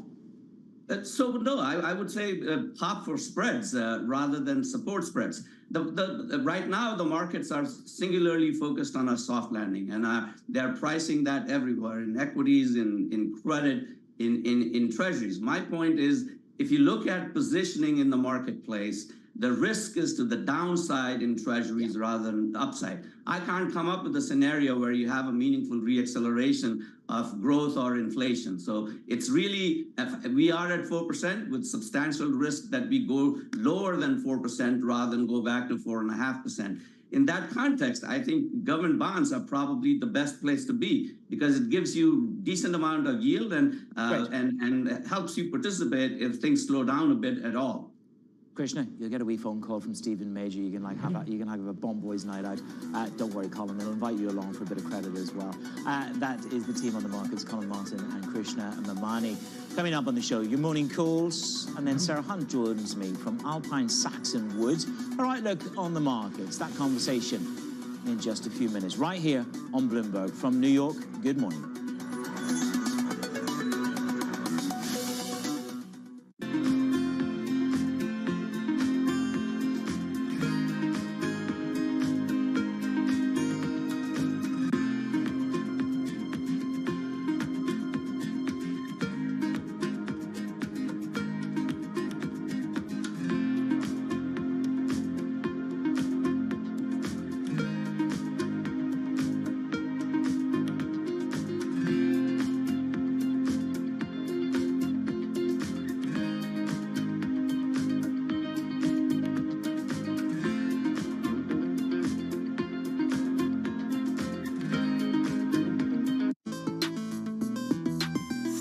Regional sports networks. There's a lot of, it's a business that seems to be collapsing. Leagues have sort of toyed around with, should we do something ourselves? Some teams are doing like local TV and streaming. How do you see that shaking out? So I don't think I'm right on this, but my instincts keep telling me this is what's going to happen. Because if you remember the WWE, they launched their own network that had their own content and had their own pay-per-views. And it was kind of a smart, bold, ahead of its time move.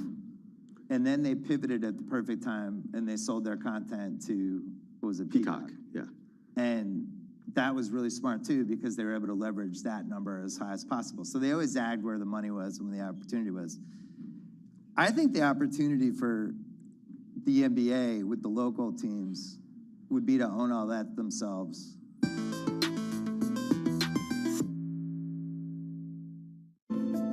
Bloomberg covers the world with unmatched reach and resources. From more than 120 countries, the moment news breaks, 24 hours a day.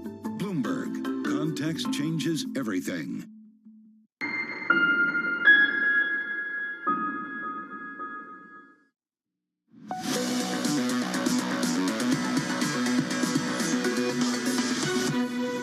Down to the open on Manus Cranny in for Jonathan Farrell. Time to get your morning calls. Look at what the analysts are saying on the street. First up, Redburn Atlantic downgrades Apple to neutral, pointing to regulatory headwinds and the stock's rich valuation. Next up, Goldman Sachs downgrades Etsy to neutral, seeing limited visibility on the growth for this year. And finally, Wedbush upgrades Home Depot to outperform, expecting the shares to benefit from strengthening demand. Coming up, Sarah Hunt from Alpine Saxon Woods, I should say, joins me just after the opening bell.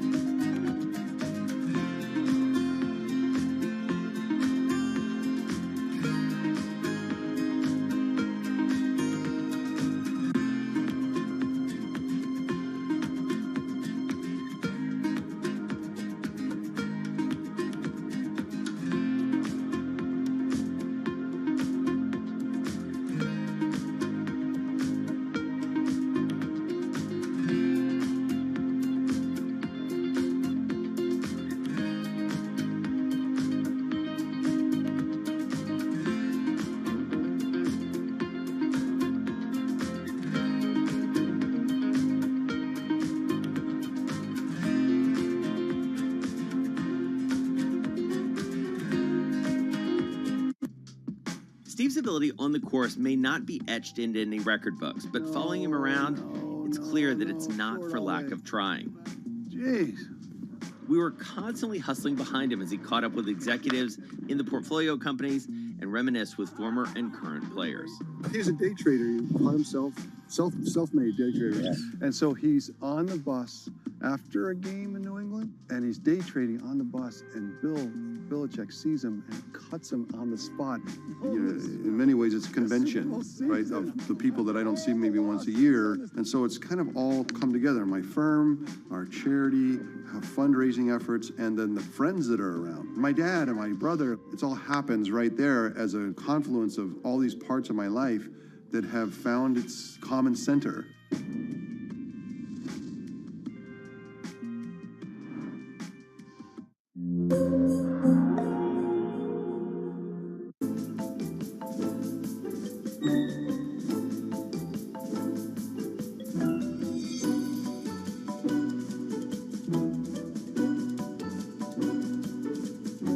What does it take to be a great surgeon? This may sound trite.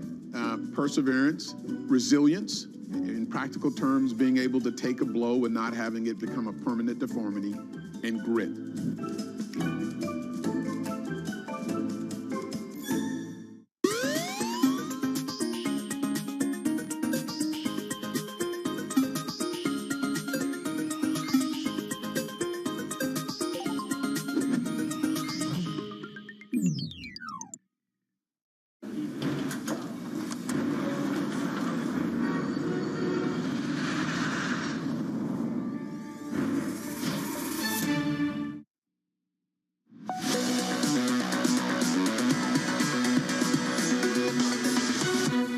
Down to the open, you've got a little bit of green there. Are we living on a prayer? Are we living on a prayer that CPI is going to come in on the lower side? There you go. We're going to roll it over and have a look at the opening trades.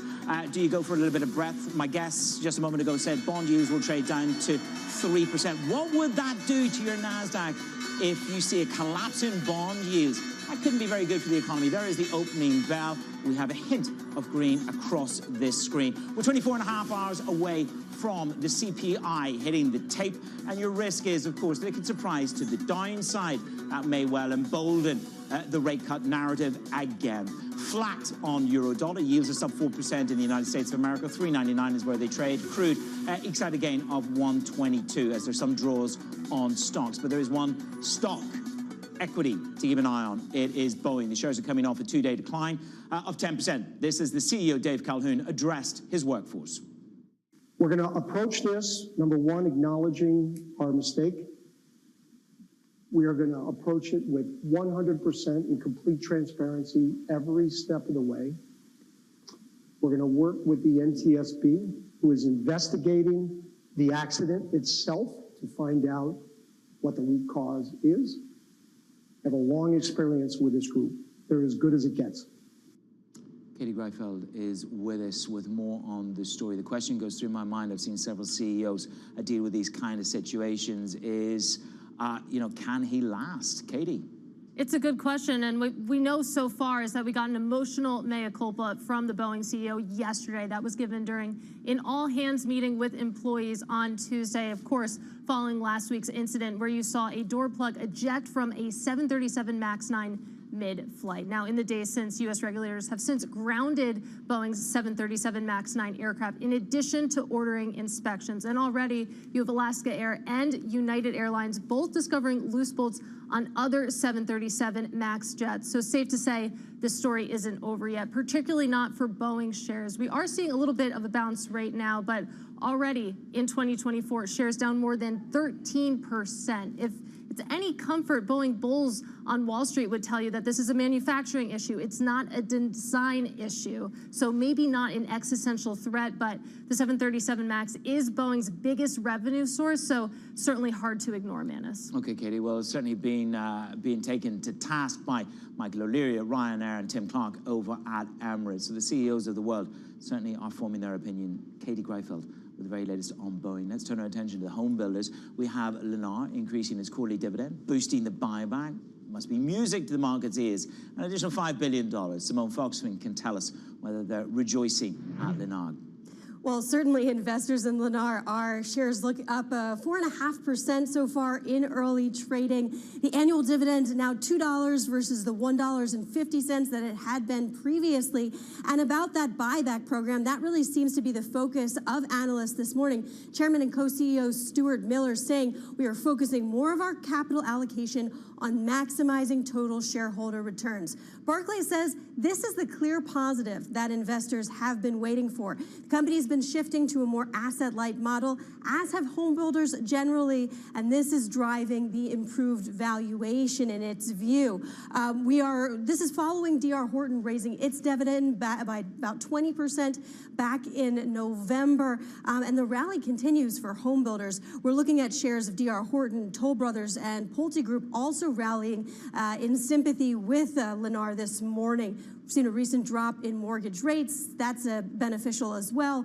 And this morning we got data out on mortgage applications rising by the most since June last week. All of this adding to this narrative. There just aren't that many existing homes for sale. So everyone who wants to buy a home, they've got to buy a new home. Lennar, we saw rally 65% in 2023. It's already up over 10% this year, Manus. Okay, Simone, thank you very much. Certainly doing well this morning, up under just 4%. Turn our attention to financials now. BlackRock announcing yesterday that they will cut 3% of the workforce as a result of dramatic shifts in the industry. Alex Semenova joins me now. So this is a 3% cut today in preparedness for the future. Indeed, Manus. Unprecedented changes in asset management. That was the message communicated by BlackRock executives to staff yesterday as they announced a fresh round of layoffs. The world's largest asset manager is cutting 600 jobs, or 3% of its global workforce. Important to note here that this isn't about downsizing, but rather a reallocation of resources to keep up with a rapidly changing industry. In fact, CEO Larry Fink and President Rob Capito said yesterday in the memo that they actually expect their headcount to be larger at the end of 2024. BlackRock is expected to report an increase in assets under management when it reports earnings on Friday. But more broadly, the industry has faced somewhat of a reckoning in the past 2 years. First, amid a rout in stocks and bonds back in 2022, and then last year, of course, as investors worried about higher interest rates. That's seen BlackRock and some of its peers, including Wellington Management and T. Rowe Price, cut jobs and redirect their budgets. BlackRock's goal has been to become a one-stop shop for various investment vehicles, including equity funds and private assets as well. Shares of BlackRock were down just over 2% as of yesterday's close. That's after a 15% gain last year, with those gains concentrated in the second half of the year as investors expected rate cuts this year. Manus. Well, let's see if they get their ETF status from the SEC for Bitcoin ETFs and what they charge. Alex, thank you very much. That will be the story of the day. Finally, let's turn our attention to big tech. You've got Apple. It's being hit by the third analyst downgrade in a month. This one coming from Redburn Atlantic, citing valuation concerns. Isabel Lee joins me with a little bit more. Everybody's taking a swipe at Apple, eh?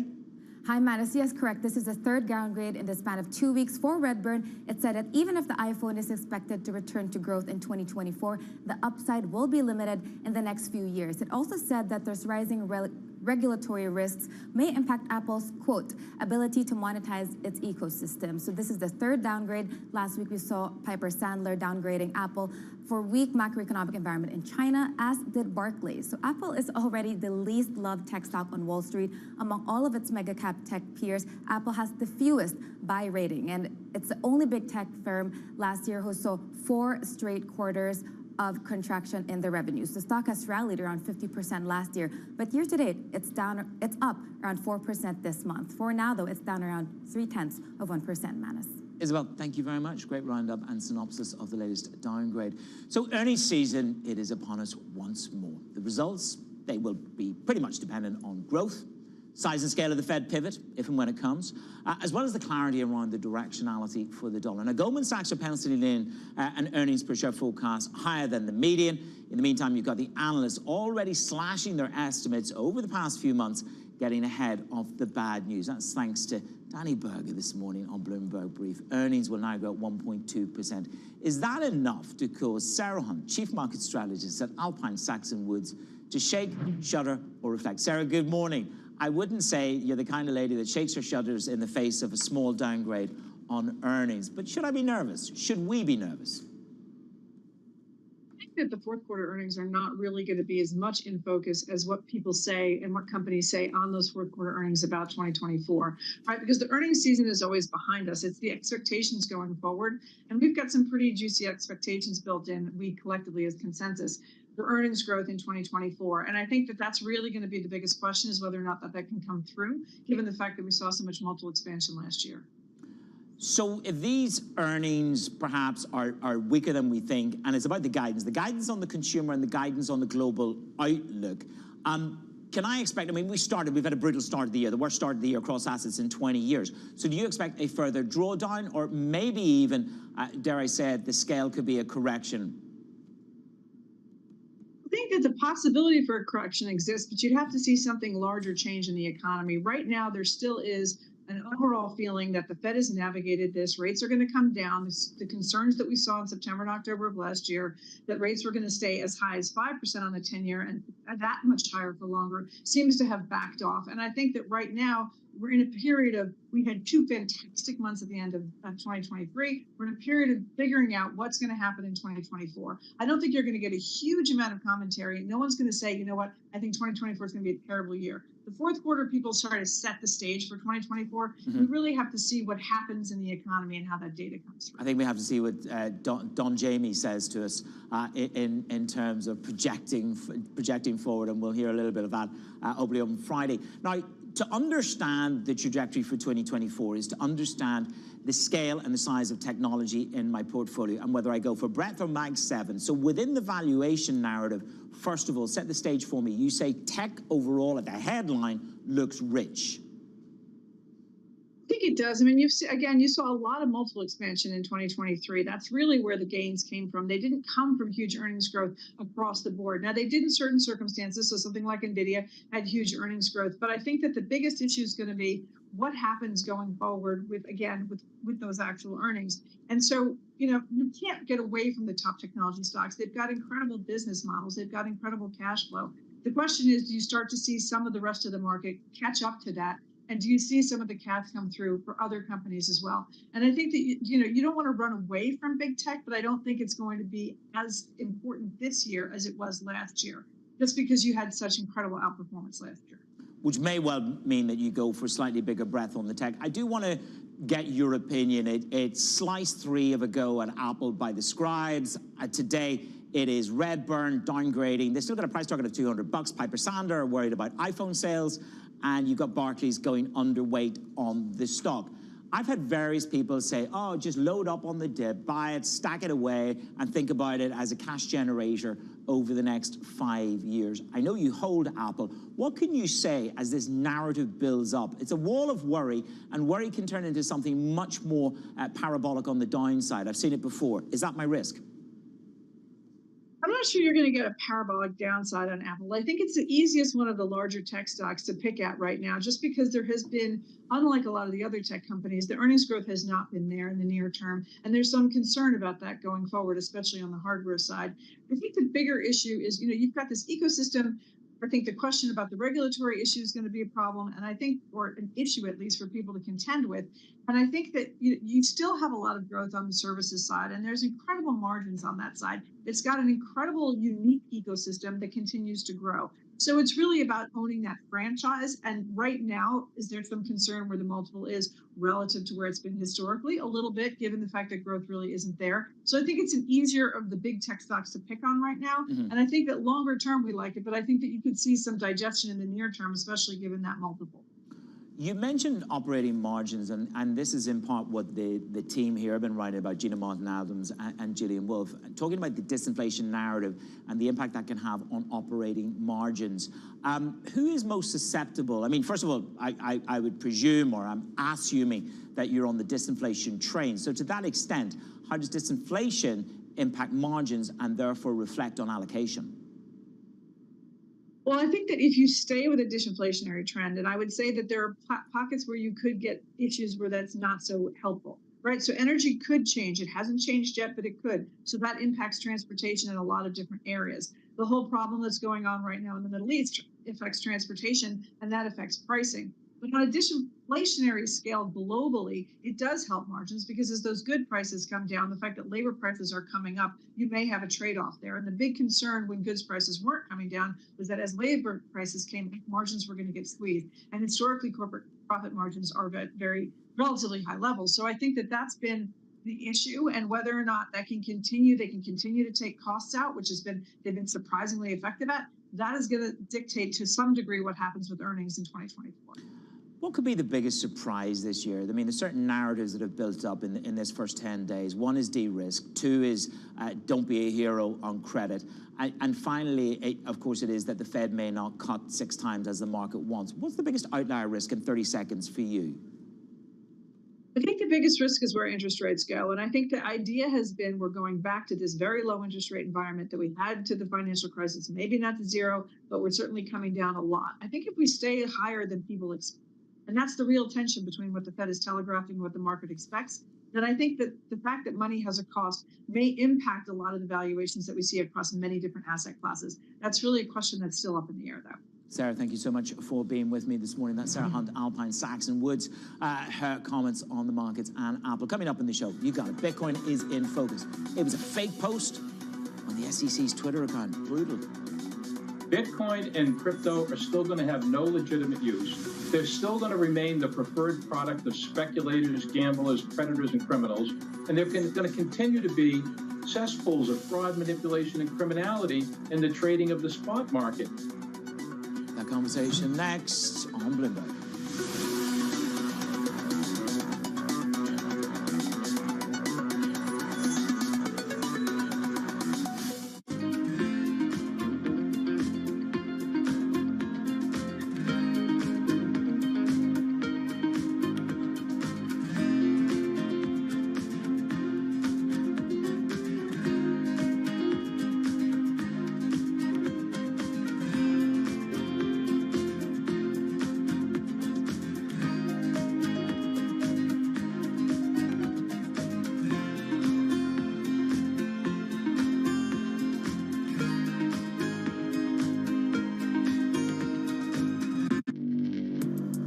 Access the financial world on demand.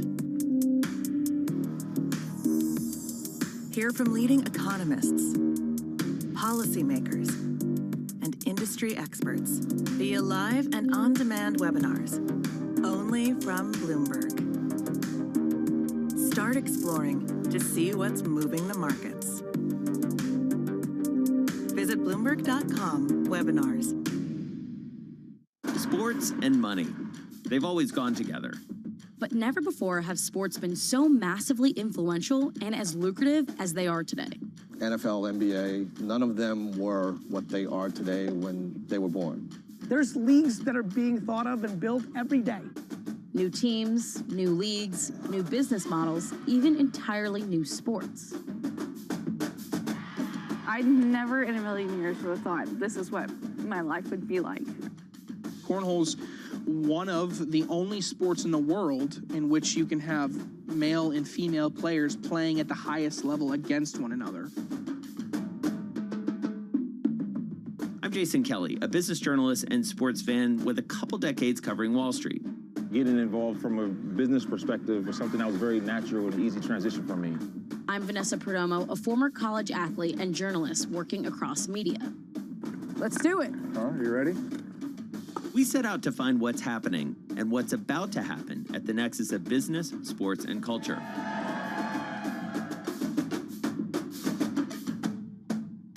I got a point! From the pickleball courts of Arizona, to the kabaddi tournaments in India, to the cornhole boards at your local tailgate. This is what's next in sports.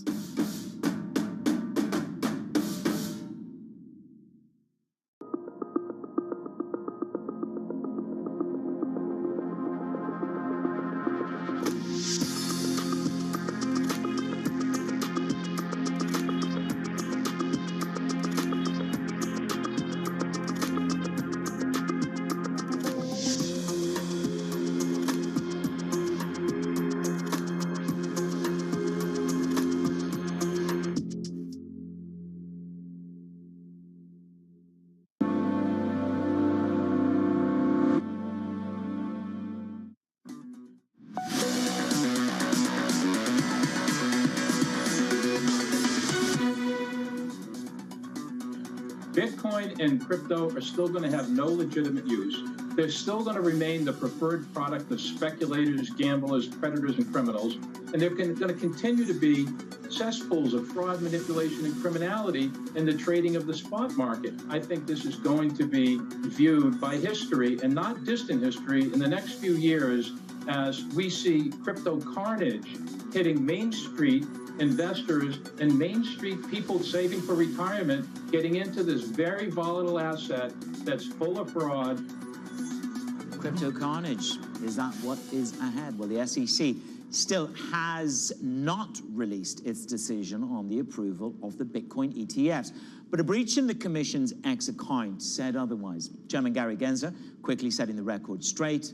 But of course, it left it to the politicians, the GOP senators, demanding answers over the agency's cybersecurity procedures. Irony is not lost on anybody here. Let's start with our team coverage. Kaylee Lyons is in D.C. Sonali Basak is here in New York. Kaylee, let me bring it to you first of all. The Republicans are up in arms, but of course, there are a number of issues at play here. Yeah, there absolutely are. The first one being, how could this possibly have happened on an official government X account? What we heard from the SEC yesterday is that there was unauthorized access to and activity on the account shortly after 4 p.m. That is, of course, when this false information was posted. That access has been terminated, and the SEC now says it's working with relevant authorities and partners in government to investigate what happened here. We also, though, have heard from X, the platform itself, which says its preliminary investigation indicates that an unidentified individual obtained control over a number associated with the account, and they also noted that that account did not have two-factor authorization enabled at the time of the compromise. So that's what we know thus far, but obviously, Manis, Congress wants to know much more. Congresswoman Ann Wagner, who chairs the subcommittee in the House that oversees the SEC, said that this is clear market manipulation that has impacted millions of investors. She plans to seek answers from Gary Gensler. And two senators on the banking committee, J.D. Vance and Tom Tillis, have written a letter to Gensler that says, in part, these developments raise serious concerns regarding the commission's internal cybersecurity procedures and are antithetical to the commission's tripart mission to protect investors, maintain fair, orderly, and efficient markets, and facilitate capital formation. So in many ways, Manis, the story of the actual journey to approval of a spot Bitcoin ETF may very well end today, as today is the deadline that everybody is watching. But the story over the investigation into the aftermath of this unfortunate incident is probably just beginning. You got to say, the hack probably raises the hackles of much more aggressive regulation. You know, as we go forward, this is not going to leave anybody in the regulator happy. Kaylee, thank you very much. Sonali Basak is alongside me. She's been on this story along with Kaylee. I mean, here we are. We're waiting for the final announcement. BlackRock just didn't want to be left out, did they?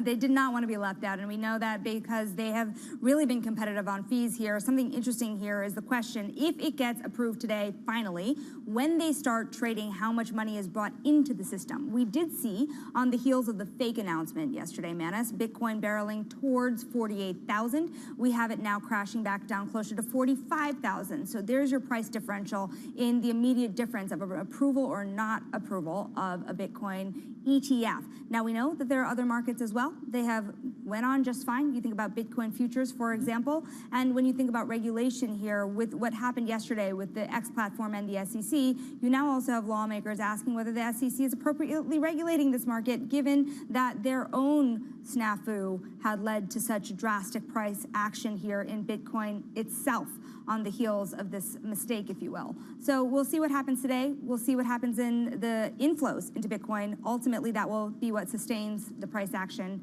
if indeed it holds. Indeed, Standard Chartered pencil in 200,000 by the end of 2025. Let's see what the flow show can deliver on that. Kaylee, Sonali, thank you very much. Meanwhile, to crypto land, the stocks that are paying the price as a result of the SEC hack. Katie Greifeld is with me. Whose pain is greatest, Katie?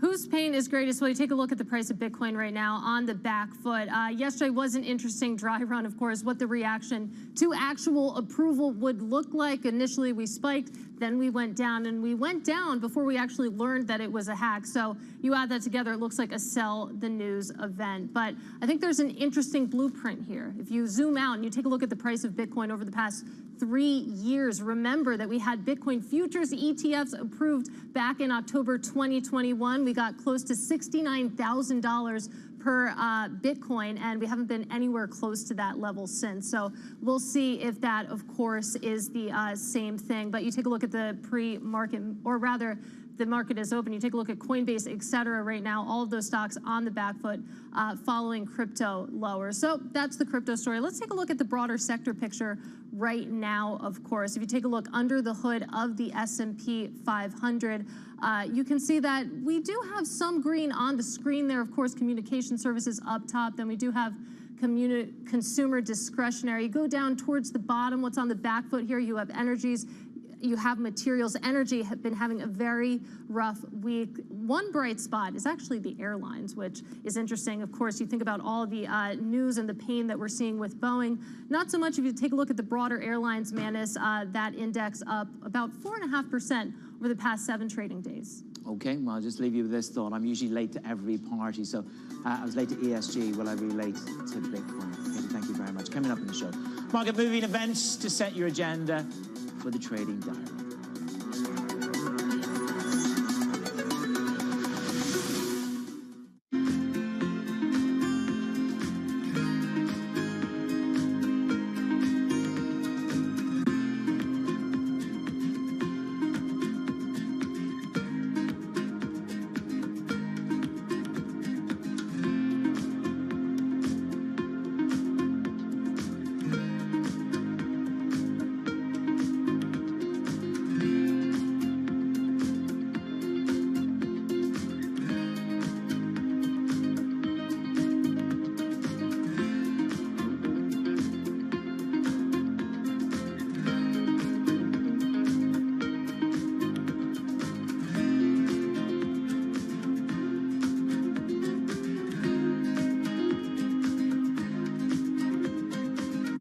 CFOs are reshaping the C-suite. Bloomberg's chief future officer shines a spotlight on these dynamic leaders. Today's CFO has to be much, much more than a bookkeeper. One of the most important things is looking around the corner.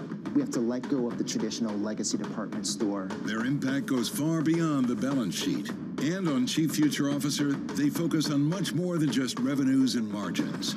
You also have to be credible business leaders in order to really impact the business and steer the direction. We are like biologists. We need to deeply understand the financial DNA of a company. People just come with a playbook and say, okay, we're going to roll that. Don't do that. Think longer term. It's an amazing time to be in this role. It's a lot more than the profit today. It's building the future of tomorrow.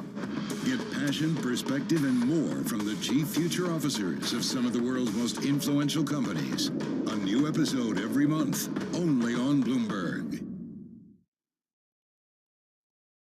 Why do the biggest names in business choose Bloomberg? That is a great question. It's a great question. Great question. Great question. Best question I get all night. Bloomberg, top experts, great questions.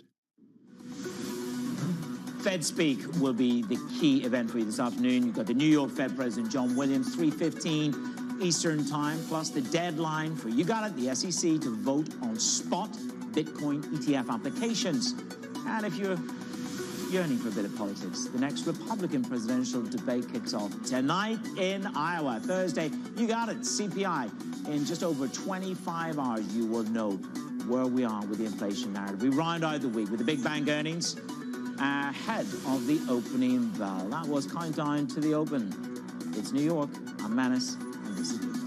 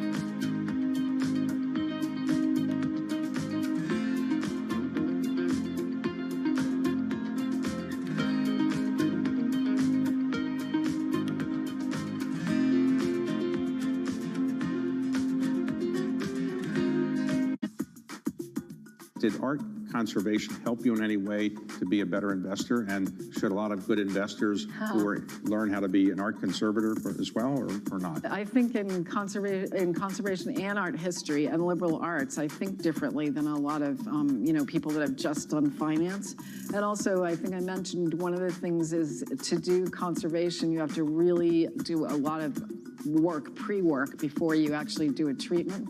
And so a lot of that pre-work is very similar to what I do in due diligence for investments. Lots of testing, lots of thinking about what could go wrong, lots of research. When I was an art historian, that was in the old days before the internet, but you'd sit in the stacks and you'd pull one thing in a bibliography on this and you'd sort of like a mosaic theory, put all these things together.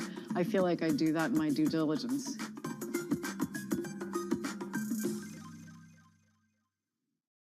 Bloomberg has enhanced search on the terminal to deliver what you need when you need it.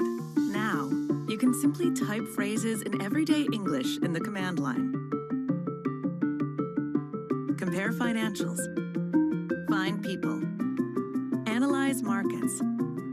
You can enter phrases or ask questions. What do you want to know today? Ask a question or visit SearchGo to find answers now. From New York City, from London, in Sydney, from Washington, in Tokyo, 9 a.m. in Beijing and Shanghai. Good morning, everyone. Have a great evening. Here's what I'm watching. You do not want to miss this story. Is there the kind of upside? I think that it's hard to put your head around any narrative. Let's just be honest. We've had sort of a shift in, are we in some sort of stagflation fears moment? People were talking about that all day yesterday.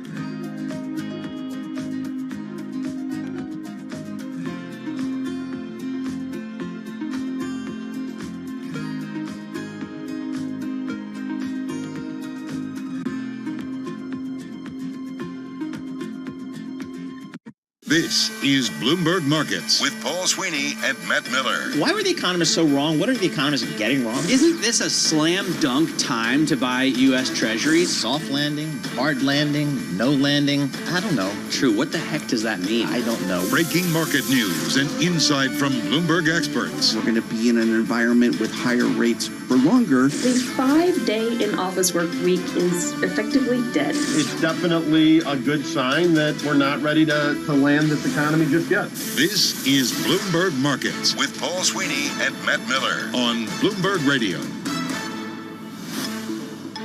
Good Wednesday morning from the Bloomberg Interactive Broker Studio in New York City to our worldwide audience. A little bit of a lift here to the market. We'll get on that with Mr. John Tucker coming up. But first, we're going to check in with Ed Ludlow. He's out in Vegas. I told him to use my name at the Bellagio. It'll get him the good room, the good craps table, all that kind of stuff. But we'll see what's happening out there at the CES conference. It's all AI from what I understand. Neil Grossman is going to join us. He's a smart investor. We just like to talk to him about the markets, where things are going, what he's looking at, where the opportunities are. And so we'll have that. And then, boy, we've got a simulcast. I didn't know this. Matt Miller and Alex Steele interviewing Volkswagen CFO Arne Antlis. Wait, Matt Miller's around? I know. See, he comes out of hiding of this paternity leave. Anytime there's a auto CEO, motorcycle CEO, he just manages to come out of the woodwork. And He brought the baby with him. Oh, he did? No, Nice. I'm All just right, kidding. very good. We'll see. That's coming up at 10:45. We'll all experience it together. But first, let's kick things off with Mr. John Tucker. All right, thanks, Paul and Lisa. This Bloomberg Business Flash being brought to you by Interactive Brokers. IBKR's redesigned Fundamentals Explorer provides comprehensive worldwide fundamentals data to clients at no cost. Take your research to the next level. Visit IBKR.com. Dow leading the indexes higher right now, getting a lift from Home Depot and shares of Boeing rebounding somewhat today. Investors pretty much in a holding pattern, waiting Thursday's inflation data with the Consumer Price Index. In the meantime, Russ Kosterich at BlackRock looking for stocks to continue to rally. We still think the market can move higher in 2024. We do think it's going to be a little bit of a different year from last year, which was characterized by an enormous gain and a very narrow market. So this year, probably more muted gains, but a broader rally. Right now, the S&P 500 up just 3 points, 47.59 on the index. The Dow Jones Industrial Average, pairing some of those earlier gains I was talking about, right now just up 31 points. And the NASDAQ 100, that has turned lower, 14 points lower right now. That is down about 0.1%. Bank of America, JP Morgan, Citigroup, Wells Fargo, they kick off the fourth quarter earnings season for the industry on Friday. Results likely to show that net interest margins are feeling continued pressure from higher funding costs. Also today, we could see the SEC rule on a spot Bitcoin ETF. Bitcoin right now down about 1%, 44,953 per token. And we check the markets for you all day long, right here on Bloomberg Radio. I'm John Tucker. That's your Bloomberg Business Flash. Lisa and Paul. All right, John Tucker, thank you so much. We appreciate it. Lisa Mateo sitting in again. We appreciate that because Matt Miller, we have no idea where he is. He pops up every once in a while to talk to an auto executive. You know, he comes in when he needs to be here. So. Okay. He's doing the paternity thing. All right, so we got Lisa Mateo, you got Paul Sweeney. We're and here. The fraternity thing. Yeah, exactly. And we're here in the Bloomberg Interactive Broker Studio. We're streaming on YouTube. So head over to youtube.com and search Bloomberg Radio, and that's where you'll find the video feed here. As John was just reporting, kind of got mixed out there on the screen. Not much happening on the index level. Everything kind of unched on the day. But let's see what's happening with some individual names. Carmen Reineke joins us. She covers all the equities for Bloomberg News. Carmen, what are you looking at? So I think the top thing that we're looking at this morning is the crypto space, these crypto-linked stocks. Obviously, we had a little bit of a false start last night when we saw, this post on X that seemed to say that the SEC had approved a spot Bitcoin ETF. Gary Gensler obviously came out very quickly and said that's not the case.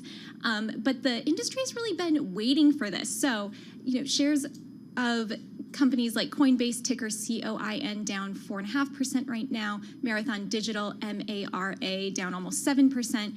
CleanSpark, CLSK, down 6.5%. Because the whole industry is really waiting for this decision. It seems like it'll come today. So I think everyone is still watching and waiting to see what will happen. The interesting thing here also is that crypto-linked stocks, like these companies, had an incredible run in 2023. So I think weakness across the board, it's probably related to, this false start that we saw yesterday, but it also could just be that people were really waiting, like the hype was really big here. People were buying into this rumor and might be sort of taking off a little bit as we get the news hopefully later today. And just officially, there was a Matt Miller sighting right behind you. He came up to us and scared us, so he's in the house, but he's going to do his TV thing. Yeah, I was surprised at how much those prices fluctuated. Like when the tweet or X or whatever just came out, how much it soared, and then when they found out it was false, how much it just dropped back down. I know there was a flurry of activity on our desks on the stocks team, looking at what happened. Everything spiked and then very, very quickly reversed in that after-hours trading there. So I mean, never a dull moment. And my question is, and I don't know the answer, although Eric Balchunas, he opined on this. He says that there will, in fact, be net buying by the likes of BlackRock and others when they launch their funds. So if they get the approval today, maybe they launch tomorrow, you would see then some buying in Bitcoin. I just don't know to the extent. So it'd be interesting to see how much this token moves here in price. So we'll stay on top of that, of course. What else you got? For sure. Yeah, so elsewhere, so shares of Chewy, that's ticker C. Yeah, CHWY. Anybody a dog owner here? No. No? I have a cat. I have a cat. Okay. Cat lady, okay. Well, in my building, we have a very angry dog. His name is Harold. Harry, I guess. Why is Harry angry? He's a pit bull. He's just very angry. He's got very much anger issues. But he's a big Chewy.com user. So there's Chewy.com boxes all the time. But, I mean, they need some little doggy downers, I think, for him. For sure. It's fun. Pit bulls are usually so sweet. So shares of Chewy are down almost 5% right now. This is actually a Bloomberg story. We reported that a shareholder priced the sale of over 12 million shares at about $20.45. So Morgan Stanley is the sole book runner of that process. So that's weighing a little bit on shares of Chewy. So they just did a block last night after the close or something like that? Boy, I used to like doing that. We could charge 3-4% for that thing, take like 15 minutes of risk and shoot that thing out. That's a good business to be in, the block trading business. Anyway, go ahead. Yes. So elsewhere, we're also looking at shares of Amazon. It's up a little bit today, up about 1.2% after a couple of reports out that the company is announcing more layoffs, so laying off hundreds of employees in Prime Video and Studios business. Bloomberg reported yesterday that Twitch, the live streaming service, was cutting 500 jobs, which is about 35% of staff. I mean, this comes after Amazon's had actually a lot of layoffs over the last 2 years. So in 2022 and 2023, that totaled more than 27,000 employees and are the biggest cuts in company history. I think this is really interesting also coming after, the strikes that we saw, right? In Hollywood. I mean, Amazon didn't say that this is directly related, but that they're, looking for opportunities to just be more efficient in their Prime and video or movie business. I mean, it's just, obviously it's not core for them, but it is part of their strategy to get you and I to become Prime members, because if we're Prime members, we spend a lot more than a non-Prime member. So how do you make Prime more attractive to consumers? And I just give them stuff, like programming and things like that. Just so you know, I mean, Amazon, just looking on the DES function, 1.5 million employees as of September 30th. Wow. Yep, it's a behemoth. So the last thing that I'm looking at, I mean, I would be remiss if I didn't get to talk a little bit about other tech stocks. So NVIDIA is just having an incredible start to the year. It's up for the 5th day in a row. It's on track for another record gain, up 1.5% right now. I mean, this is like the only Magnificent Seven stock that's still kind of looking like one at the beginning of the year. It just broke out, out of a key sort of like resistance level, which was that $500 per share. So we're really watching this. A lot of bulls think that like there is totally room to run. Analysts and investors alike are pricing in, huge booming revenue growth coming up this year, and so people are they're excited. Were you watching Taiwan Semiconductor, the results, or I think what worse, we extrapolated the results from the last quarter, I suppose. And I think some of what you're seeing here, at least what I've heard from talking to investors of NVIDIA, that weakness in its competitors might actually be read as like a positive sign for NVIDIA, because it's just like so strong in this space. It's so dominant. It doesn't have a lot of competition. People are really, I guess, kind of scratching their head for headwinds for the stock. Yep. So I mean, I'm looking at the technicals here, well above it's above the 50-day moving average, well above the 200-day moving average. It's on the relative strength index, it sits at 71, so that's kind of right at the resistance here on the relative strength. So we'll see if it breaks above it. It has not typically stayed above the 70 for too long, but we'll see how this thing trades. So, but again, phenomenal stock last year and continuing it this year. Carmen Reinecke, thanks so much for joining us. She covers all the equities for us. All right, let's get out to Vegas to the craps table at Bellagio, the high rollers crap table, which is where I tend to sit.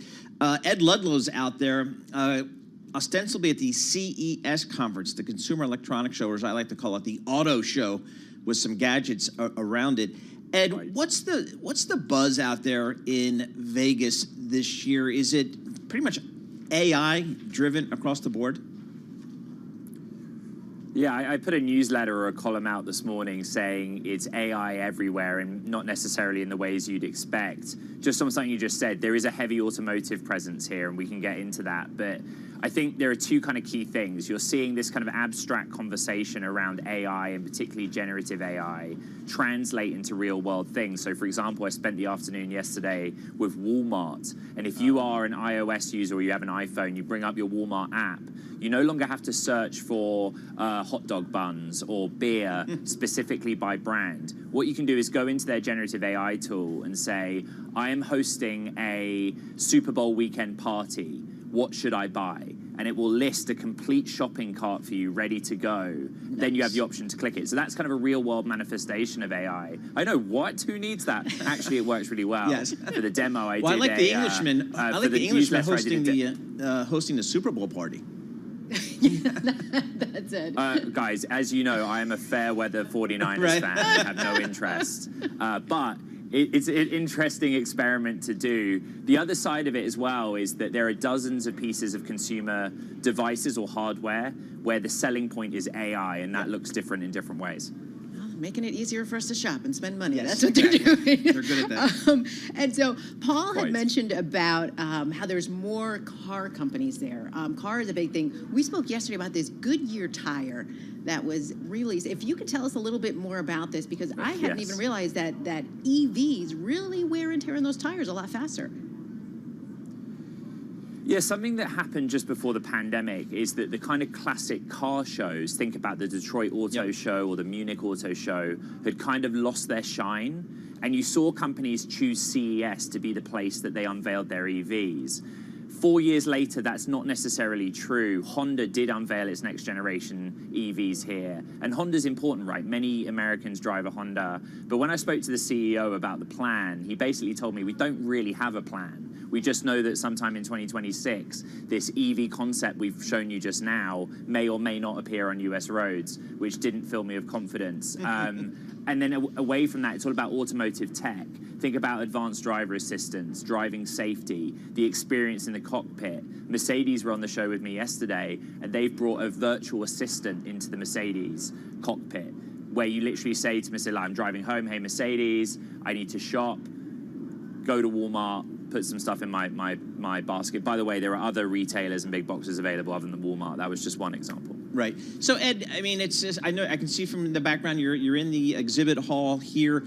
What's the traffic been like there, and kind of what's the makeup of the crowd? Because when I went, I was surprised at how global the attendance really is at this. We get people from everywhere come to Vegas.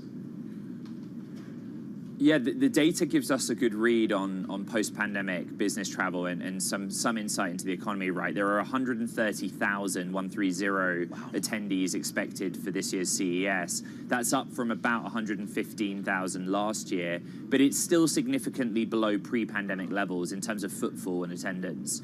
The international angle is interesting. 1/3 of all attendees this year have come from overseas. And, you know, just anecdotally, when you fly into the airport, when you're waiting for a taxi, when you are in the casinos, there is a real sense that actually there is strong attendance this year, strong spend, and that business travel component is back. And when I speak to sources, the reason why is very clear. It's speed dating. And I mean that seriously. If you are the CEO of a big company or you are trying to meet with a CEO of a company, everyone's in one place for just 2 days. Get it done. Yeah, that's a great point. And what's the sense of, you know, one of the things I think a lot of people are trying to get a hold of, particularly investors, is, you know, this AI is such a new growth driver for technology. How much of it is incremental spending, do you think? I mean, do you hear companies saying, we're amping up our tech spending because of AI, or is it kind of replacing other tech spending? You get any sense from the companies out there? Yeah, it's definitely a case of prioritizing rather than increasing overall spend. You know, we've seen this particularly on cloud spend, right, where a number of companies will say, okay, we have to be involved in AI, so we're adjusting the proportion that we're spending on compute power versus data storage, for example. There is really interesting ways that it manifests itself. Bear with me on this one. I spoke to L'Oreal CEO, Nicolas Hieronymus, and they have a new device. The device is in beauty stores. It registers a reading of your skin. And that sounds abstract and silly, but the reason that AI is important and they've invested in it, they're saying that if you're a human in a store that's buying a L'Oreal product and you go up to the counter and speak to another human, there is a 9% chance that that sales rep converts the sale.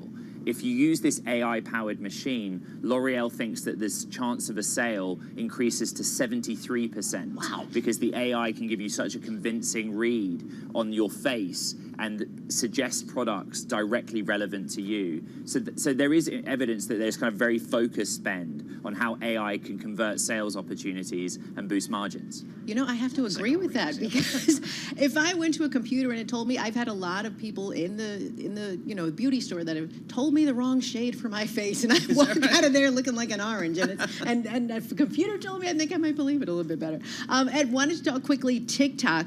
A lot of companies teaming up with them. Now we're hearing Google is doing it to stream those videos from your phone to TVs. Yeah, so broadly, Google's whole CES thing was the ability to take content from the cell phone, stream it to the TV. They're taking on Apple's AirPlay in that respect. But the TikTok tie-up, God, that's a tongue twister, is an interesting one, because this time a year ago, we were lamenting the fate of TikTok in this country, that it was going to face seriously regulatory and government scrutiny. Now, in the space of a week, it has a deal with Peloton and it has a deal with Google to amplify the distribution of their content and also TikTok's content. And it just shows there's a bit of traction going here. And remember, you know, there are a lot of users of TikTok in this country who don't necessarily have any interest in that regulatory scrutiny that we reported so much on last year. Hey, Ed, thanks so much for joining us. Great color, as always, from the floor of the Consumer Electronics Show out in Las Vegas. And as Ed was just reporting, boy, everybody is out there, not just tech companies, but pretty much every CEO is out there because technology impacts their companies one way or the other, and they need to be out there. Ed Ludlow, he's the host of Bloomberg Technology, is reporting live from the event space, the event hall out there in Las Vegas. And it is a huge undertaking out there at the CES. Well, more coming up. This is Bloomberg. Let's get some company news right now with Denise Pellegrini. Hey there, Paul and Lisa. Yeah, we've got some headlines coming from Techland as well. Besides CES, we have more layoffs now at Amazon. Hundreds of workers. This is Prime Video and Studios. Those are where the job cuts are taking place. And this includes in that MGM unit Amazon just acquired, you remember last year. Amazon shares, they are up slightly. Boeing drama intensifying this hour. CEO David Calhoun fighting back tears, saying Boeing needs to own up after that door plug ejected from that Alaska Airlines plane. We're going to approach this, number one, acknowledging our mistake. We are going to approach it with 100% and complete transparency every step of the way. And Calhoun commenting there at an all-hands meeting. Big name in big tech has a new big passion. Bloomberg's Steve Rappaport has more on that story. Mark Zuckerberg is now a cattle man.